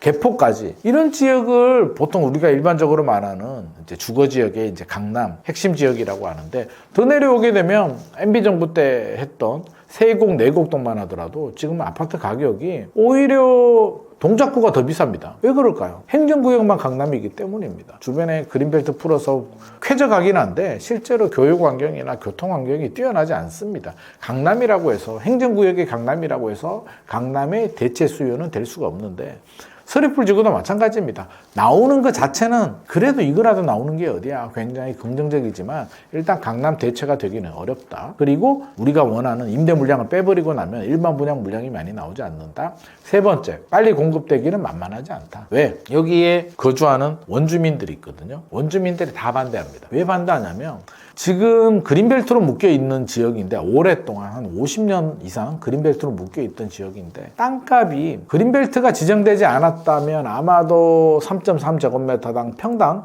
1,000만 원 정도 그 이상도 할 수 있는 땅입니다. 개발도 많이 됐을 겁니다. 개발 제한구역으로 지정이 되다 보니까 개발이 안 되다 보니까 3.3제곱미터당 뭐 300만 원 뭐 이 정도 수준이거든요. 시세는. 그러면 국가가 이제 보상을 해주잖아요. 수용을 하게 되면 얼마 보상해 줄까요? 3.3제곱미터당 1,000만 원 주고 보상을 할까요? 공시가격으로 보상을 할까요? 국토교통부는 공시가격으로 보상을 하려고 할 것이고 시장의 수요자들은 무슨 소리야. 우리가 공시가격에 왜 뺏기냐. 우리는 그럴 바에는 안 한다 라고 반대를 할 겁니다. 그래서 상당한 분쟁이 예상이 됩니다. 이거 만만하지 않아요. 그렇다면 빨리 하려면 돈을 많이 주는 방법이에요. 그냥 시세대로 원주민들한테 돈 주고 보상해주고 수용하는 게 가장 빠릅니다. 이거 괜히 예산 아끼겠다고 뭐 공시가격 법대로 처리하다가는 또 배가 산으로 가는데 그래서 제가 쉽지 않다는 얘기를 하는 거고 그럼에도 불구하고 빨리 진행이 돼도 2026년에 착공 불가능합니다. 불가능함에도 불구하고 만약에 2026년에 착공이 돼도 2030년 정도에 입주합니다. 그러니까 정권 말에 입주하는데 2026년에 착공 불가능하죠. 어떻게 합니까? 지구 지정하고 하게 되면 아마 2028년 정도에 아마 분양도 하고 아마 착공이 된다. 정상적으로 진행이 되더라도 2028년 정도 되니까 입주는 2031년, 32년 정도 되지 않겠습니까? 그러면 사람들이 2028년까지 입주 물량이 부족한 거에 대한 불안감을 호소하는데 어느 세월에 믿고 기다려주세요. 반값 아파트 나옵니다. 라고 호소하기에는 정부의 정책의 신뢰가 지금 굉장히 바닥에 떨어졌다. 문재인 정부 때 그 5년의 정책 부동산 규제의 실패가 현 정부 지금까지도 이어오고 있는 상황이니까 일단 공급이 그렇게 쉽지 않겠다. 이렇게 생각해 보면 이제 답답하죠. 야, 진짜 2028년까지 입주 물량이 부족한 거는 팩트. 그 이후에 물량이 얼마 나올까에 대해서는 물론 경기도는 이제 3기 신도시라든지 이런 공공 택지 분양 물량들이 나오게 되면 2029년, 10년 정도에는 이제 물량이 좀 늘어날 수는 있는데 3기 신도시가 강남 대체, 뭐 서울 한강벨트 대체가 되기는 현실적으로 어려울 것 같고 서울 내에서 나올 수 있는 물량은 유유부지 될까? 저는 유유부지가 거의 안 될 것 같고요. 되더라도 물량 자체가 굉장히 제한적이고요.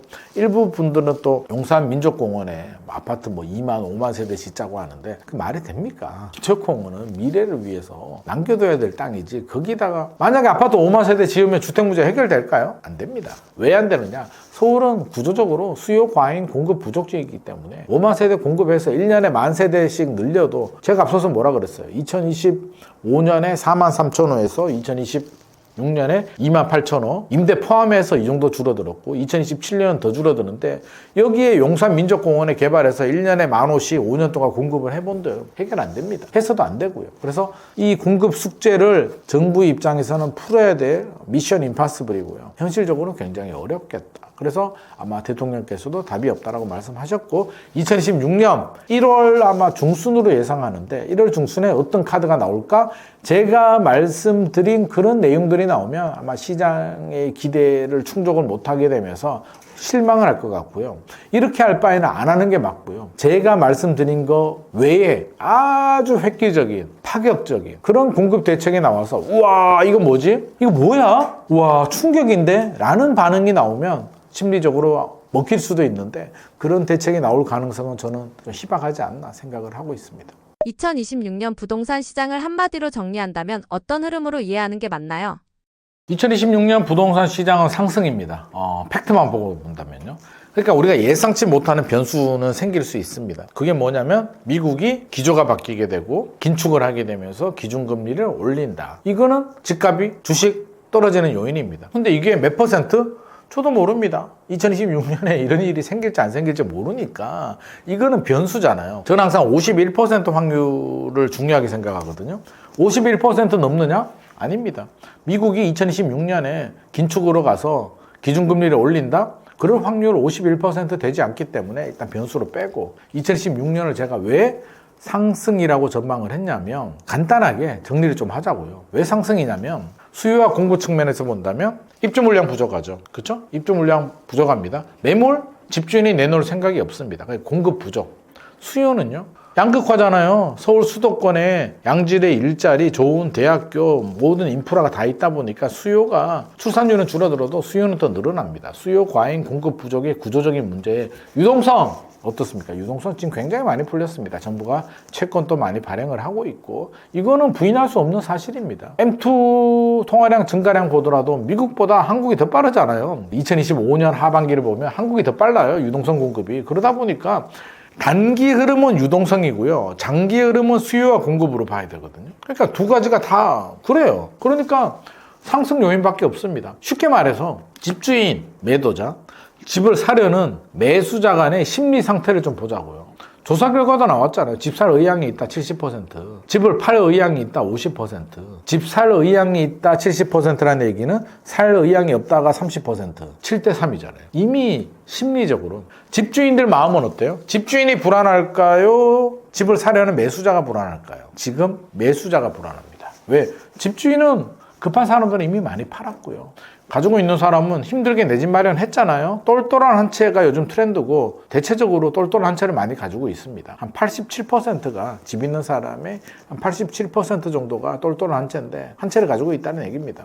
팔고 뭐하게? 그렇잖아요. 팔아서 뭐하게? 정부가 집값이 너무 많이 올랐답니다. 팔아랍니다. 팔고 주식하랍니다. 할 수 있겠습니까? 물론 일부는 있겠죠. 그거 쉽지 않습니다. 주식도 잘하는 사람들, 마인드 컨트롤도 되고 투자 전략이 좋은 사람들이 있는데 집을 팔고 주식하는 건 아주 드문 케이스고요. 기본적으로는 그렇지 않습니다. 방법이 없어요. 대안이 없어요. 팔고 뭐 주식 투자하는 건 일반적인 대안이 될 수도 없고, 집 팔고 하나 있는 집을 팔고 골드 살 수도 없고요. 집이 세 채가 있는데 한 채를 정리하고 주식을 투자하든 채권을 투자하든 달러를 투자하든 골드를 투자하는 거는 저는 적극 찬성입니다. 코인을 좀 일부 투자하셔도 되고 이거는 좋다고 봐요. 근데 하나 있는 집을 팔고 이렇게 주식이나 코인이나 채권에 올인한다? 이거는 좀 주거의 안정을 해치는 굉장히 위험한 전략이라고 생각합니다. 그러니까 집주인은 당장 대안이 없다 보니까 갈아탈 뿐 아니면 야, 입주 물량도 부족하고 매물도 안 나올 것 같고 유동성도 넘치고 서울 수도권은 일자리가 많아서 수요는 지방에서 계속 들어오는데 자본도 들어오는데 왜 내가 급매로 팔아야 되니? 그 이유를 좀 설명 좀 해줘봐. 공급 늘어난다고? 정부가 공급 늘린다고? 언제? 어떻게? 정부가 답을 못 주고 있잖아요. 그러니까 상승 가능성이 높다는 겁니다.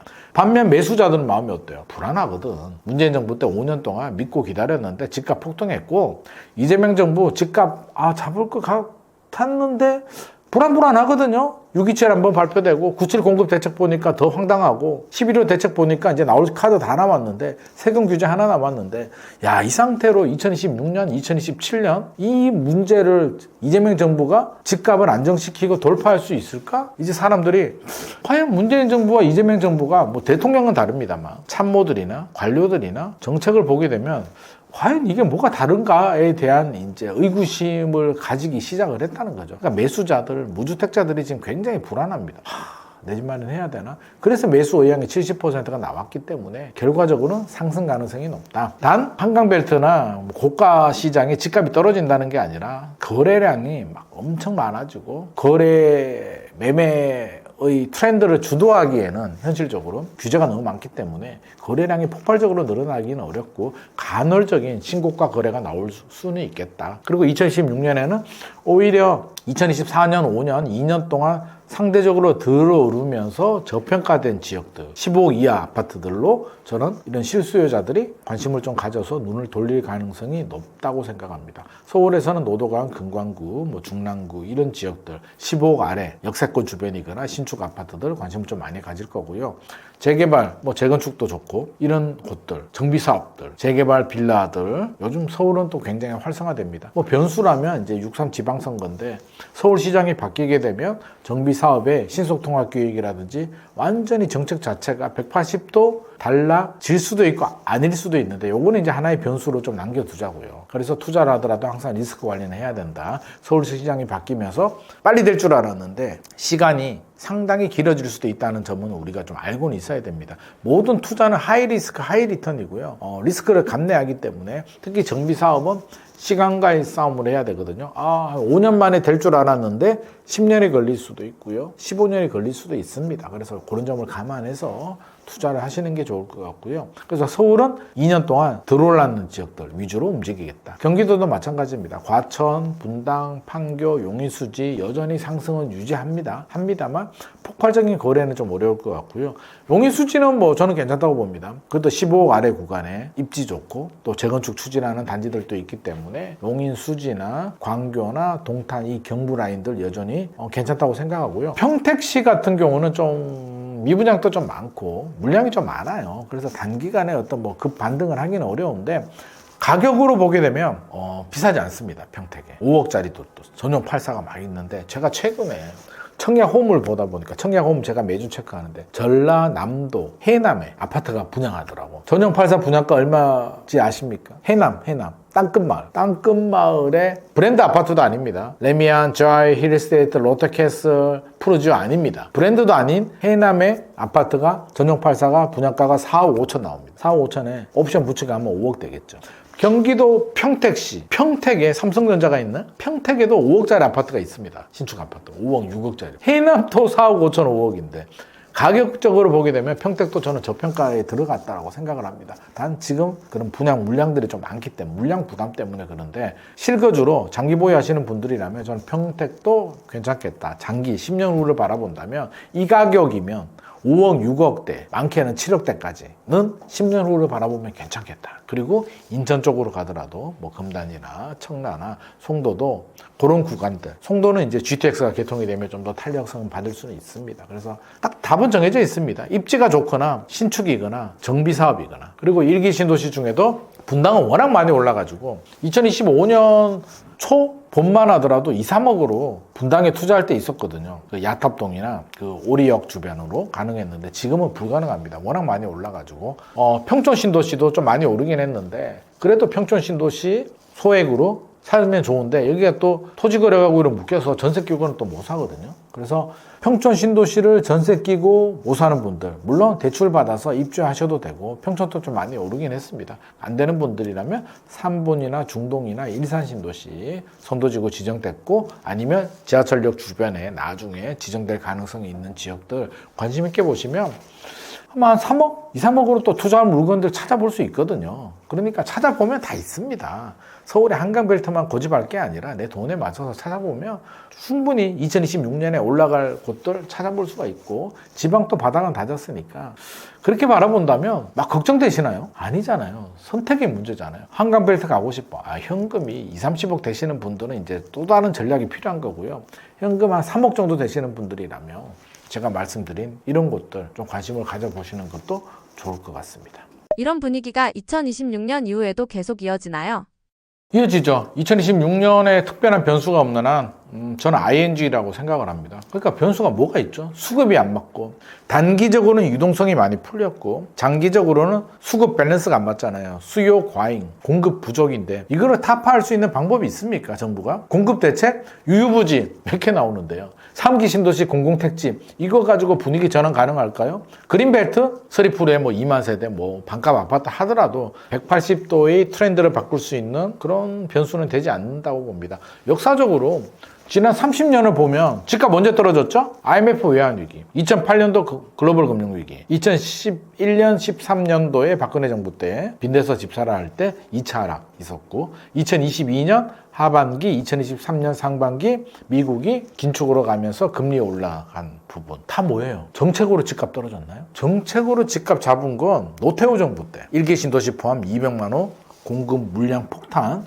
강력한 수요 억제, 그때 토지 공개는 또 그때 나왔죠. 근데 지금 시대가 다르잖아요. 지금 1980년대야 국가가 밀어붙이면 다 가능했는데 요즘 신도시 개발한다 그러면 뭐합니까? 머리띠부터 둘러매잖아. 대형 로펌 찾아가서 소송 건다니까요. 국가를 상대로. 그러니까 옛날처럼 일사천리로 빠른 속도전을 할 수도 없는 그런 상황입니다. MB 때 뭐 정책으로 뭐 반값 아파트 세곡 네곡에 뭐 했다고 하는데 MB가 뭐 일을 잘한 거는 분명한 사실인 것 같습니다만 그때는 글로벌 금융 위기의 그 여파가 분명히 존재했고 노무현 정부 시절에 집값이 오버슈팅 되기도 했었고 MB가 대출 규제로 일시적으로 묶었다 풀었다를 반복하면서 여러 가지 그런 문제들을 야기를 시키긴 했는데 물론 반값 아파트 세곡 네곡에 나온 거 그런 거 잘했습니다. 근데 그게 다시 할 수 있다?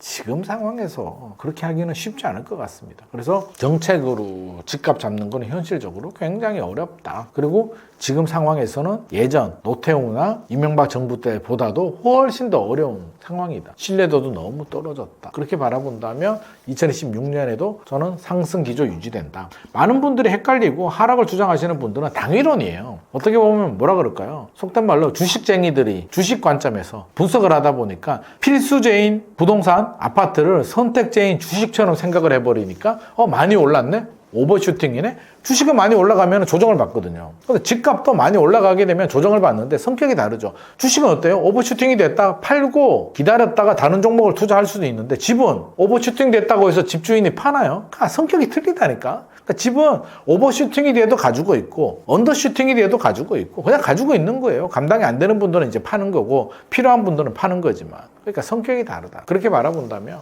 일단 집값이 많이 올라간 건 분명한 사실이다. 그래서 한강벨트 집값이 천정부지 올라가진 않겠으나 쉽게 내려오지는 않는다. 들어 올라간 지역들은 올라갈 가능성이 상당히 높다. 수급 밸런스가 안 맞고 유동성이 너무 많은데 2026년에 이재명 정부가 유동성을 제거할까요? 오히려 더 풀걸요? 지방선거도 있고. 그렇지 않겠습니까? 저는 더 푼다고 생각하는데 제가 지켜본 바로는 이재명 대통령의 스타일도 있고 절대 유동성 제거하지 않습니다. 그렇게 되면 유동성이 넘치고 수급 밸런스가 안 맞는데 집값이 떨어진다는 논리가 도대체 어디서 나오는 거지? 그건 당이론이에요. 많이 올랐으니까 조정될 수 있어. 주식쟁이들이 바라보는 필수제를 선택제 관점에서 바라보는 오류, 착시 현상입니다. 부동산 하시는 분들은 교수님들이든 전문가들 보면 그런 얘기 안 하는데 꼭 주식에서 활동하다가 온 애널리스트 출신들이 그런 얘기를 해요. 왜? 본인들은 주식에 이게 머리 틀이 맞춰져 있기 때문에 주식 관점에서 주식 색안경을 끼고 부동산을 바라보니까 모든 게 다 이상하고 비정상적으로 보이거든요. 그래서 물론 시청자들도 본인의 선택입니다. 나는 저 사람 말이 맞아. 나는 이 사람 말이 맞아. 나는 기님만 말이 맞아. 아니야. 나는 저 사람 말 안 맞아. 본인만의 기준을 정할 필요는 있겠다. 그래서 유튜브를 보든 공부를 하더라도 어떤 한 사람만 맹목적으로 지지하고 믿는 건 저는 조심해야 된다. 이게 종교가 아니거든요. 그래서 기님만의 말 그럴듯해 라고 하더라도 제가 말씀드린 것 중에 필요한 부분만 쏙쏙쏙쏙 받아들여야 될 필요가 있고 다른 분이 얘기한 것도 필요한 부분만 받아들여서 자신만의 어떤 내 집 마련 전략, 투자 전략을 세우셔야지 기님만이가 팔아래, 기님만이가 사래 이거는 바람직하지 않습니다. 그러니까 저는 멘토로서 이런 여러 가지 정보, 저의 인사이트를 제공해드리고 이 중에 필요한 부분을 받아들여서 본인만의 어떤 전략, 뼈대를 만드는 데 집중을 할 필요가 있을 것 같습니다. 부동산 시장의 방향을 바꾸는 것은 결국 정부 정책인 것 같은데 향후 정부는 어떤 선택을 할 것으로 보시나요? 아마 정부가 가장 머리가 아플 것 같습니다. 집값이 올라가게 되면 이제 규제를 해야 되는데 규제를 한다고 해서 과연 집값이 안정될까에 대한 근본적인 고민을 할 것 같고요. 이재명 정부가 문재인 정부를 한번 경험을 했기 때문에 문재인 정부의 반면교사에서 실패를 반복하지 않으려고 노력은 하고 있는 것 같습니다. 그래서 세금 규제도 뒤로 좀 미뤘고 대출 규제도 먼저 시행을 하고 여러 가지 트라이를 했음에도 불구하고 이 구조적인 문제가 쉽지 않습니다. 공급이 부족한데 이거는 어떤 틀을 깰 수가 없어요. 공급이 부족한 걸 당장에 어떻게 해? 이게 이재명 정부의 잘못인가요? 공급이 부족한 건 이재명 정부의 잘못이 아니라 계속 이어져 왔어. 윤석열 정부, 문재인 정부, 박근혜 정부에 계속 이어진 연장선이고요. 특히 서울 같은 경우는 서울시장이 중요한데 박원순 전 서울시장 시절에 390개가 넘는 재개발 구역을 해제시켰잖아요. 동의를 낮춰서. 이게 저는 아주 결정적인 영향을 좀 주고 있다고 생각합니다. 물론 재개발을 했더라도 서울의 양극화 문제를 해소하지는 못했겠지만 그게 지금의 문제를 더 복잡하게 만들었다는 데는 저는 동의를 합니다. 그러면 정부는 어떻게 해야 되느냐? 제 생각에는 이제 180도 틀을 바꿔야 될 것 같습니다. 진짜 이 정도 되면 대출 규제로 안 되는구나. 토지 거래 허가 구역으로 안 되는구나를 이제 받아들여야 될 것 같습니다. 안 되는 건 안 되는 겁니다. 그럼 어떻게 해야 되지? 어떻게 해야 될까요? 안 될 때는 다시 초심으로 돌아가서 원점에서 재검토하는 거죠. 뭐가 잘못됐을까 한다면 일단 똘똘한 한 채 현상을 야기시키는 다주택자 규제 폐지해야죠. 그게 무슨 의미가 있습니까? 이제 와서 다 똘똘한 채인데 트렌드가 집 많이 가진 사람이 뭐 중과세 하는 게 그게 무슨 의미가 있고 뭐가 도움이 됩니까? 2026년 5월 9일 날 양도세 중과세가 이제 유예 기간이 끝나는데 이것도 골치 아프잖아요. 그러니까 이제는 과감하게 폐지, 다주택자 규제 폐지. 그럼 집값 오르지 않나? 다주택자 규제 폐지한다고 지금 트렌드에서 주택 수를 막 늘릴까요? 강남에 집 한 채 있는 사람이 두 채, 세 채 막 살까요? 그렇지 않습니다. 그리고 원칙이 필요하죠. 보유세를 점진적으로 올리고 거래세, 취득세, 양도세는 내려주는 거죠. 그러면 매물이 나오면서 입주 물량 부족을 매물이 나오면서 좀 커버를 해줄 수가 있거든요. 여러 가지 부작용들이 있는데 결국에는 용기를 내야 되고 결단을 내야 됩니다. 그리고 서울은 수요 과잉 공급 부족이라고 했잖아요. 입주 물량은 꾸준히 장기적으로 하고 단기간에는 매물이 나올 수 있도록 거래세를 내려주고, 그렇죠? 유동성은 좀 속도 조절을 좀 할 필요가 있을 것 같고요. 수요 과잉은 어떻게 하느냐? 서울에 있는 사람을 지방으로 보낼 수는 없는 거고. 그럼 어떻게 한다? 일단 기본적으로 수도권 지역에서는 3기 신도시 좀 빨리 하고 교통망, GTX도 빨리 해가지고 수도권에서 분산하는 정책들을 좀 더 속도감 있게 진행을 해야 되고요. 지방에서 일자리와 대학교를 찾아서 올라오시는 분들이 굳이 올라오지 않고 지방에서도 잘 살 수 있도록 지방 경쟁력 강화 정책을 해야죠. 그러면 어떻게? 대기업들이 지금 미국으로 많이 가잖아요. 그러면 어떻게? 인센티브. 옛날에 강남이 허허벌판이었는데 강북에서 강남을 안 갔다고요. 그래서 안 가니까 어떻게 했어요? 인센티브 줬잖아. 8학군 옮겨주고 지하철 2호선 라인 바꾸고 했잖아요. 그럼 지방은 어떻게 해야 돼요? 인센티브 줘야죠. 기업들이 양질의 일자리가 없다고 하니까 대기업들이 지방으로 가게 되면 법인세 10년 면제, 토지 50년간 무상 제공, 또 필요한 거 얘기해줘봐, 우리 다 들어줄게. 대기업이 지방에 공장 한두 개만 지어줘도 그 지역의 경제가 어마어마하게 좋아집니다. 진짜 도시 하나를 먹여 살리거든요. 거점 도시에. 그리고 지방 국립대학교에 투자 좀 많이 해서 포항공대 수준으로 만들어주고, 굳이 대학교 때문에 일자리 때문에 서울에 오지 않도록 만들어준다면 자연스럽게 지방에서 서울로 들어오는 수요가 줄어들게 되면서 지방도 양극화 문제, 소멸 문제 해소하고 서울은 수요가 또 점진적으로 줄어들면서 서울 집값도 안정이 될 수는 있습니다. 그러니까 이게 모든 게 단기간에 해결이 되기는 어렵고 단기간에는 유동성 문제, 다주택자 규제 이런 거 손을 좀 댈 필요는 있겠다. 보유세 점진적으로 올리고 거래세는 내려서 매물 나올 수 있게 해주겠다. 그리고 전세 문제는 비아파트 공급을 좋은 양질의 비아파트가 공급이 될 수 있도록 그런 정책들도 병행을 한다면 그런 노력을 해야겠죠. 당장 급한 불 끄기 급급하지 말고 이렇게 1년, 2년, 3년, 5년을 노력을 하면 차기 정부에서는 주택시장 안정이라는 빛을 좀 볼 수 있지 않겠습니까? 임기 5년 만에 모든 걸 다 끝내려는 마음은 좀 내려놓고 일단 시작을 한다는 마음으로 제대로 한번 진단을 하고 원점에서 다시 한번 트라이를 해보는 그런 전략이 지금은 필요할 때가 아닌가 생각을 합니다. 최근 언론에서는 전세 대란이라는 표현이 자주 등장하는데 실제 전세 시장 상황은 어떻게 봐야 하나요? 전세 대란이죠. 2026년 부동산 시장의 화두는 사실은 집값보다는 전세값, 월세값 상승이 아마 화두가 될 것입니다. 전세난은 두 종류가 있죠. 집값이, 전세 가격이 올라가는 것도 전세는 아니고 매물이 사라지는 것도 전세는 아닌데 2026년에는 이 두 가지 현상이 모두 다 발생을 할 겁니다. 2025년에는 집값에 묻혀서 전세 가격 상승이 눈에 띄지는 않았는데 2025년 12월 통계를 보게 되면 주간 상승률이 아마 0.16%까지 슬쩍 전세 가격이 서울 아파트 전세 가격이 그 정도까지 상승을 했고요. 2026년에는 훨씬 더 심각해질 겁니다. 이유가 있죠. 왜 심각해지느냐? 기님만이가 괜히 불안 심리를 자극하려고 막 그러는 거 아니냐라고 말씀하시는 분들이 있는데 저는 항상 팩트에 근거해서 말씀을 드립니다.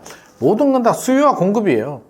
공급 측면에서 보게 되면 일단 입주 물량이 전세 시장에도 영향을 주는데 집값보다도 전세 가격에 더 많은 영향을 줍니다. 집값을 결정하는 건 입주 물량 하나만 가지고 결정하는 건 아니잖아요. 정책, 금리, 대외적인 어떤 변수 여러 가지가 영향을 주는데 전세는 입주 물량이 굉장히 절대적인 영향을 줍니다. 전세 가격을 떨어뜨리려면 두 가지가 있어야 되죠. 두 가지가 필요합니다. 하나는 공급 앞에 장사가 없다. 물량이 한꺼번에 많은 물량이 나오게 되면 전세 가격이 약세가 되는 거고요. 두 번째는 2022년처럼 금리가 왕창 올라가게 되면 대출이자 부담 때문에 전세 가격이 떨어집니다. 근데 최근에 이 공식이 깨졌어요. 뭐가 깨졌냐면 올림픽파크 포레온 12,000세대가 입주했는데 전세 가격이 올랐습니다. 그때 많은 충격을 줬죠. 와, 이 정도 물량이 나오는데 왜 전세 가격이 안 떨어지고 오히려 올랐을까 생각해 보게 되면 예전과 상황이 많이 달라집니다. 정부의 규제의 역설입니다. 실거주 의무를 많이 부과하다 보니까 집주인이 실제 거주해야 돼요. 신축 아파트는 세입자 입장에서는 박앤세일이거든요. 세입자 입장에서는 왜? 자, 아파트 분양을 받았는데 입주를 합니다. 그럼 집주인은 잔금을 쳐야 되잖아요. 잔금을 치는 방법은 내 돈, 자기 자본으로 밀어넣는 방법. 두 번째는 내가 대출을 받아서 밀어넣는 방법. 세 번째는 세입자한테 이 집을 빌려주고 세입자 전세금 받아서 잔금을 치는 방법. 이 세 가지가 있습니다. 근데 최근에 대출 규제가 강화되면서 내가 대출 받아서 입주하기도 쉽지 않습니다만 전세금 받아서 하는 방법은 아예 원천 차단, 소유권 이전 조건부 대출이 완전히 막혀버렸습니다. 안 된다는 얘기입니다. 그러니까 세입자는 왜 저렴하냐면 한꺼번에 많은 신축 아파트 입주 물량이 나오죠. 집주인들은 잔금을 쳐야 되니까 시세보다 좀 저렴하게 전세를 내놓습니다. 그래서 이걸 박앤세일이라고 하는데 이 박앤세일이 정부의 규제 때문에 소유권 이전 조건부 전세 대출 금지 때문에 신축 아파트에 못 들어가요. 그러니까 신축 아파트 입주 물량도 없고 줄어들고 없다기보다는 줄어들고 두 번째 그림의 떡 들어가지도 못하는. 그러면 어떻게 해야 돼요? 세입자는 구축 아파트에 살던 집에 그냥 눌러 앉아서 살아야죠. 금단 신도시 사례를 보게 되면 금단 신도시가 2022년 입주할 때만 하더라도 현금 3천만 원 있는 분이 전세 대출이 90%까지 나왔거든요. 그러니까 현금 3천만 원 있는 사람이 3억 대출 포함해서 3억 전세 집에 들어갔단 말이에요. 근데 지금은 신축 아파트에 대출이 하나도 안 나오니까 자기 자본 3천만 원 가지고 어디 들어갑니까? 갈 데가 하나도 없습니다. 그냥 살던 집에 전세금 올려주고 살아야 됩니다. 기존 매물도 안 나온다는 겁니다. 살던 세입자가 갈 데가 없다는 얘기예요. 신축 아파트는 대출이 안 나와서 못 가고 다른 집 구축 아파트 가려고 해도 뭐하러 가? 요즘 이사비만 해도 500만 원이 나오는데요. 그러니까 살던 집에 눌러 앉아서 사는 게 더 유리합니다. 그러니까 공급 절벽이라는 얘기가 여기서 나오는 겁니다. 신축 아파트 입주 물량 없다. 신축 아파트 입주할 수도 없다. 기준 매물 안 나온다. 공급은 완전히 절벽입니다. 전세. 그러면 수요라도 줄어야 되는데 수요가 오히려 늘죠. 왜? 집을 사려는 분들이 거래량 줄었다고 했잖아요. 매매 거래량. 집 사려는 분들이 전세 끼고도 못 사게 하고 대출도 안 나오게 하니까 어떻게 해야 돼요? 못 사는 거지. 못 살면 어떻게 해야 된다? 전세 살아야지. 집을 사려는 매매 수요가 다시 전세로 유턴하게 되면서 전세 수요는 늘어납니다. 수요 증가, 공급 부족, 전형적인 상승 곡선이 만들어지는 거죠. 이게 2026년의 전세 시장이고요. 월세는 나는 대출도 안 나오고 올려주기도 힘들어. 그럼 주인이 가만히 있을까요? 월세 전환합니다. 오히려 집주인 입장에서는 요즘 전세가 메리트가 좀 없어요. 전세금 받아서 뭐하게. 주택수를 늘리는 것도 아니고. 그렇잖아요? 차라리 그냥 월세 받는 게 더 유리하거든. 돈이 있는 사람은. 보증금을 돌려줄 돈이 있는 사람이라면, 전세를 5억 주고 있는 사람이라면 차라리 4억을 돌려주고 1억에 150 이렇게 하는 게 훨씬 더 유리한 거예요. 그러다 보니까 월세 가격도 빠르게 올라가고 있는데, 그러면 월세가 비싸잖아요. 요즘 평균 월세가 140 몇만 원 정도 하더라고요. 평균이. 그러면 많이 올랐어라고 하는데 역설적으로 말하면 이게 많이 오른 게 아닙니다. 다른 선진국과 비교해보면 우리나라가 그래도 임대 주거 비용이 저렴합니다. 참 아이러니하죠. 미국 같은 경우 미국 예를 드는 거는 좀 우습습니다만 뉴욕 같은 경우에는 원룸 있잖아요. 원룸이 한 800만 원 정도 한답니다. 좋은 집도 아닌데 월세가.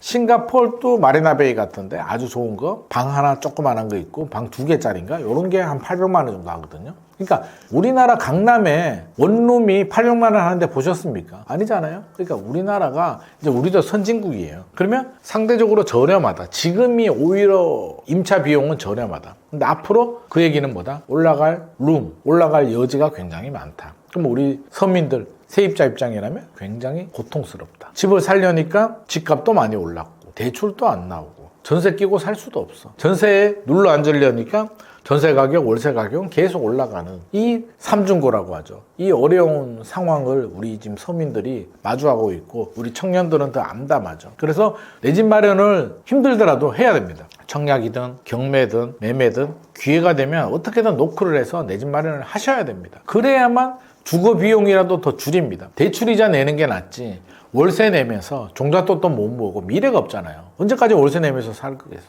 어떻게든 내 집 마련해서 대출이자 갚다 보면 아직 한 20년 정도, 20년 후는 모르겠습니다만 20년 정도는 충분히 인플레이션 방어를 하면서 또 가치 상승도 가능하기 때문에 어떻게든 이거는 넉넉고 있을 문제가 아닌 것 같습니다. 정부 바라보고 정부 정책으로 집값이 많이 올랐으니까 집값이 떨어질 거야 라는 낙관회로 희망회로만 돌리고 그런 유튜브만 보면서 마음에 안정을 얻을 문제가 아니고요. 그건 당위론입니다. 저도 집값이 급등하는 걸 바라지 않습니다. 급등해서 저한테 좋을 게 뭐가 있어요. 그건 아닌데 집값이 많이 올랐다고 해서 집값은 무조건 떨어져야지 이런 당위론은 바람직하지 않습니다. 그러니까 집값이 폭등도 폭락도 바람직하진 않지만 우리는 팩트를 정확히 봐야죠. 2016년에 여러 가지 정황을 보게 되면 미국에서 물가를 잡기 위해서 갑자기 긴축을 하지 않는 이상 어떤 대외적인 변수 이런 거 아닌 이상은 수급에 의해서 우리나라 내부 사정으로 집값이 떨어지는 건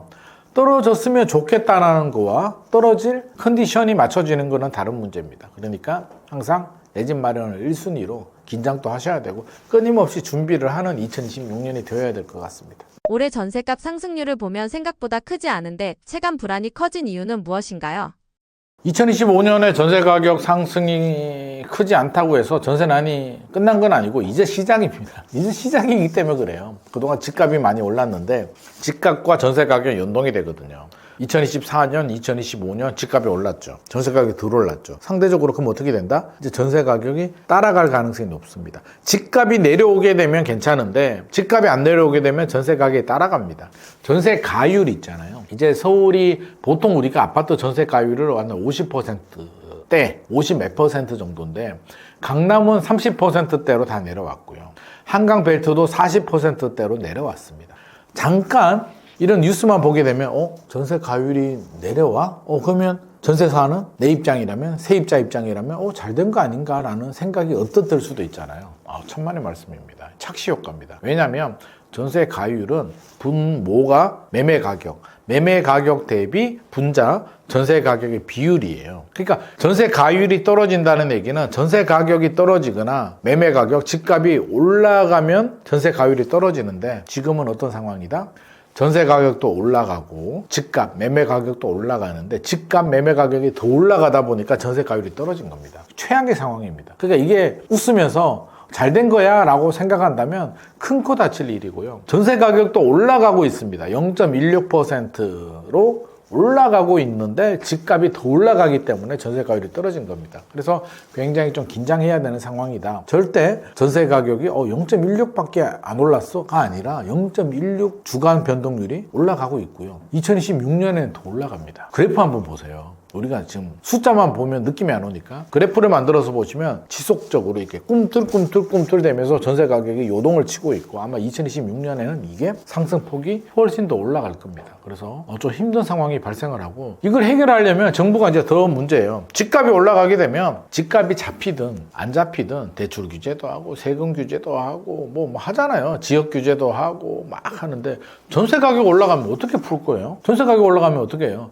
정부는 지금 전세 대출을 오히려 규제하고 있잖아요. 왜 규제해요? 전세 가격이 올라가면서 집값을 밀어 올렸다. 문재인 정부 때. 이제 그렇게 판단을 한 겁니다. 그러니까 대출을 많이 해서 전세 가격이 올라가니까 집값이 올라가더라. 그러면 대출을 막아서 전세 가격이 안 올라가면 집값이 안 올라가겠네? 라는 초등학생 같은 생각을 아직도 하고 있는데 전문가들 중에도 이런 얘기 하시는 분들이 꽤 많이 있는데요. 이 잘못됐죠. 왜? 전세 가격이 올라가면 집값을 밀어 올릴 수도 있습니다. 이것도 하나의 요인인데 전세 가격 대출을 규제를 해서 전세 가격이 안 올라가도 집값은 올라갑니다. 수급 밸런스가 맞지 않고 유동성이 많아지고 여러 가지 정책의 부작용으로 올라갈 수가 있다는 얘기입니다. 그러니까 오히려 집값 잡으려다가 지금 전세 가격을 더 부추기는, 더 올리는 부작용이 생기는 거고요. 대출이자 부담이 지금 계속 늘어나잖아요. 이자 부담도 늘어나고 전세 대출도 잘 안 나오고 좀 슬픕니다. 그래서 그렇게 말씀하시더라고요. 그래도 좀 참아봐. 규제해가지고 전세 대출 받기 어렵지만 참으면 집값이 떨어질 수 있어라고 하는데 제가 볼 때는 집값이 떨어지기는커녕 오히려 전세 가격이 올라가게 되면서 서민들은 더 고통에 빠질 가능성이 높습니다. 그러니까 정부가 전세 가격을 안정시킬 수 있다. 뭐 그런 막연한 믿음 가지고 버티시지 마시고 내 집 마련을 빨리 하시는 게 맞을 것 같고, 그게 안 된다면 어떻게든 2+2 계약갱신 청구가 되는 물건 있잖아요. 그런 거 찾아서, 신축 아파트는 뭐 소유권 이전 조건부 대출이 안 나온다고 합니다만 어떻게든 방법을 찾아서 4년 연장할 수 있는 물건, 아니면 내 집 마련을 하거나 이렇게 좀 빨리 서둘러야지 넉넉고 어째 되겠지? 라는 생각으로 막연히 있다가는 2026년, 2027년, 2028년 상당히 좀 어려워질 수도 있다는 점 말씀드리고 싶습니다. 현재 가장 효과적인 대안은 무엇이라고 보시나요? 불안한 전세 월세 시장 때문에 걱정이신 분들을 위한 한 말씀 부탁드립니다. 효과적인 대안은 사실상 쉽지는 않습니다. 전세 월세 같은 경우에 이제 정부 입장에서 먼저 말씀드리면, 아파트 공급은 사실은 노력을 하는데 빨리 공급이 안 되잖아요. 그러니까 아파트 공급도 꾸준히 하고, 저는 비아파트 있잖아요. 오피스텔이나 신축 빌라들도 그 민간 공급하시는 분들이 할 수 있도록 공급자 자금 지원이라든지 이런 거 좀 주차장법을 좀 완화시켜 준다든지 이렇게 해서, 집은 아파트 내 집 마련 생각하시는 분들이 아파트 내 집 마련 못하니까 그냥 신축 빌라라도 갈래, 물론 뭐 이렇게 생각할 수도 있는데, 임대는 내 집이 아니잖아요. 그러니까 아파트 들어가실 분들이 신축 빌라나 오피스텔 들어가도 뭐가 문제입니까? 내 집 아닌데 잘 살면 되잖아요. 좋은 입지에. 그러니까 저는 전월세 시장을, 세입자들의 고통을 좀 줄여주려면 비아파트 공급은 6개월에서 1년이면 늘릴 수가 있기 때문에 비아파트 공급을 좀 늘리는데 정부는 좀 집중을 해야겠다. 자금 지원도 해주고 법도 좀 바꿔서 주차장법 같은 거 좀 완화시켜주는데, 이 관건이 뭐냐면, 문제가 뭐냐면, 저도 이게 많이 당하고 불만이 굉장히 많은데, 비아파트 건축하시는 분들이 이 건축업자들이라고 하는데 날림 공사가 너무 많이 해요. 하자 짓고 나면 막 금방 하자 생기고 문제 생기고 빌라 팔아먹고 뭐 전화번호 바꾸고 막 이런 분들이 되게 많다 보니까 피해자들이 많아. 그래서 막거래하고 전세 사기도 많이 생기고 막 이러는데, 저는 두 가지를 갔으면 좋겠어요. 정부가 자금 지원도 해주고 어떤 지원 대책이 나오는 대신에 관리 감독을 좀 강화해가지고, 왜 신축 빌라는 허접하게 하자 많게 대충 지어야 됩니까? 이거 잘못된 거 아니에요? 아파트처럼, 요즘 아파트도 하자 있습니다만 물론 잘 지어가지고 능력이 있는 그런 공급자들이 신축 빌라도 단단하게 하자 없이 잘 짓고, 하자가 있으면 AS 유지보수 할 수 있도록 체계를 만든다면, 우리가 아파트를 원하는 분들이 많이 있는데, 그 반면에는 그런 빌라 업자들이 하자 많은 그런 물건들을 많이 공급하다 보니까 선호도가 떨어지게 되고 아파트가 최고야 라는 사상이 만들어질 수도 있잖아요. 하나의 요인이 될 수 있다고 봅니다. 그러면 신축 빌라나 오피스텔도 단단하게 잘 지으면, 그런 사람들 있잖아요. 나 주식 잘해. 그렇잖아요. 주식이나 채권이나 이런 금융 투자에 나는 관심도 많고 재밌고 수익률도 좋아. 내 집 마련 안 하고 나는 이렇게 하고 싶어 하시는 분들 계시잖아요. 이런 분들 같은 경우 신축 빌라에 아파트보다 저렴하게 거주하면서 그 돈으로 금융 투자할 수 있는 거잖아요. 그래서 저는 이렇게 좀 선택지를 넓힐 수 있도록 좋은 비아파트, 양질의 비아파트가 공급될 수 있는 이런 정책들 정부가 2026년에는 좀 마련이 돼야 된다고 생각을 하고요. 수요자들도 이제 대한민국도 선진국입니다. 물론 아파트 선호도가 쉽게 떨어지진 않고요. 양극화가 굉장히 심해지고 있기 때문에 한강벨트나 인기 지역들, 브랜드 아파트, 뭐 대단지, 역세권의 인기 아파트들은 아마 더 올라갈 겁니다. 이건 계급이거든요. 선진국들은 원래 그렇습니다. 선진국 수도에 집값이 얼마나 비쌉니까? 노력해서 집 사기 힘듭니다. 그래서 우리도 이제 그런 양극화로 진입을 했기 때문에 이렇게 벌어지는데, 역설적으로 말하면 우리 다 아파트 살아야 돼? 나는 남과 비교하기도 싫어. 내 친구가 뭐 어디 좋은 한강벨트 아파트 가지고 있는데 어쩌라고. 나는 내 인생 내가 뭐 만족하면서 잘 살 거야 라는 자신감을 가지고, 그런 의지를 가지고 남과 비교하지 말고 본인만의 인생에 집중하시는 분들이라면 오히려 아파트에 투자하거나 많은 주거 비용에 묶여있는 월세, 아파트에 살면서 월세를 내거나 전세금에 묶여있는 것보다는 오히려 비아파트 들어가서 금액을 줄이고 금융 투자에 집중할 수 있는 이런 환경이 만들어지는 게 성숙한 대한민국 아니겠습니까? 그래서 선택지가 저는 많이 넓어졌으면 좋겠습니다. 정부도 노력하고 국민들도 노력해서 좀 다양한 포트폴리오, 다양한 선택지가 있으면 좀 좋지 않을까라는 희망사. 아파트 가실 분들은 가시고, 그러니까 국가는 자꾸 막으려고 하지 말고 대출 받지 마, 전세 끼고 사지 마, 아파트 사면 투기야, 1주택도 투기야 라고 하지 말고, 아파트 살 수 있는 분들, 무주택자들은 살 수 있게, 사실 그렇잖아요. 무주택자가 집 한 채 사는 거에 대해서는 LTV, DSR에 맞춰서 대출을 해줘야 되는 거 아닙니까? 그래서 저는 살 수 있는 사람은 사게, 전세 가고 싶어 하는 사람들은 전세 갈 수 있게, 월세 가고 싶어 하는 사람들은 또 개런티를 해주면서 월세 갈 수 있게, B아파트에 살 수 있는 분들은 또 B아파트 가는데 B아파트가 관리 감독을 잘해서 하자 없게 단단하게 하나의 진짜 아파트 대체자가 될 수 있는 그런 노력을 우리 다 같이 좀 해야 되는 상황이 아닌가 생각을 합니다. 안녕하세요. 기린만 부동산 경제연구소 대표 기린만입니다. 자, 오늘 이렇게 또 저와 함께 인사이트도 전해드리고 2026년 부동산 시장을 진단을 해봤습니다. 여러 가지 변수들도 많고 어려움도 많고 한데 우리 과거에도 내 집 마련하기는 힘들었습니다. 언제 좋았던 적이 있었나요? 절대 남과 비교하지 말고 나만의 전략, 나만의 내 집 마련 전략, 내 가족을 위해서 차분하게 종잣돈을 모으면서 내 자본에 맞춰서 청약을 하든 매매를 하든 경매를 하든 지속적으로 노크를 하면서 리스크 관리를 한다면, 또 꾸준하게 두드려 본다면 저는 반드시 내 집 마련 꿈은 아니다. 옛날에는 가능했는데 이제는 못해. 사실은 그건 아니라고 생각합니다. 옛날에도 어떻게 하지?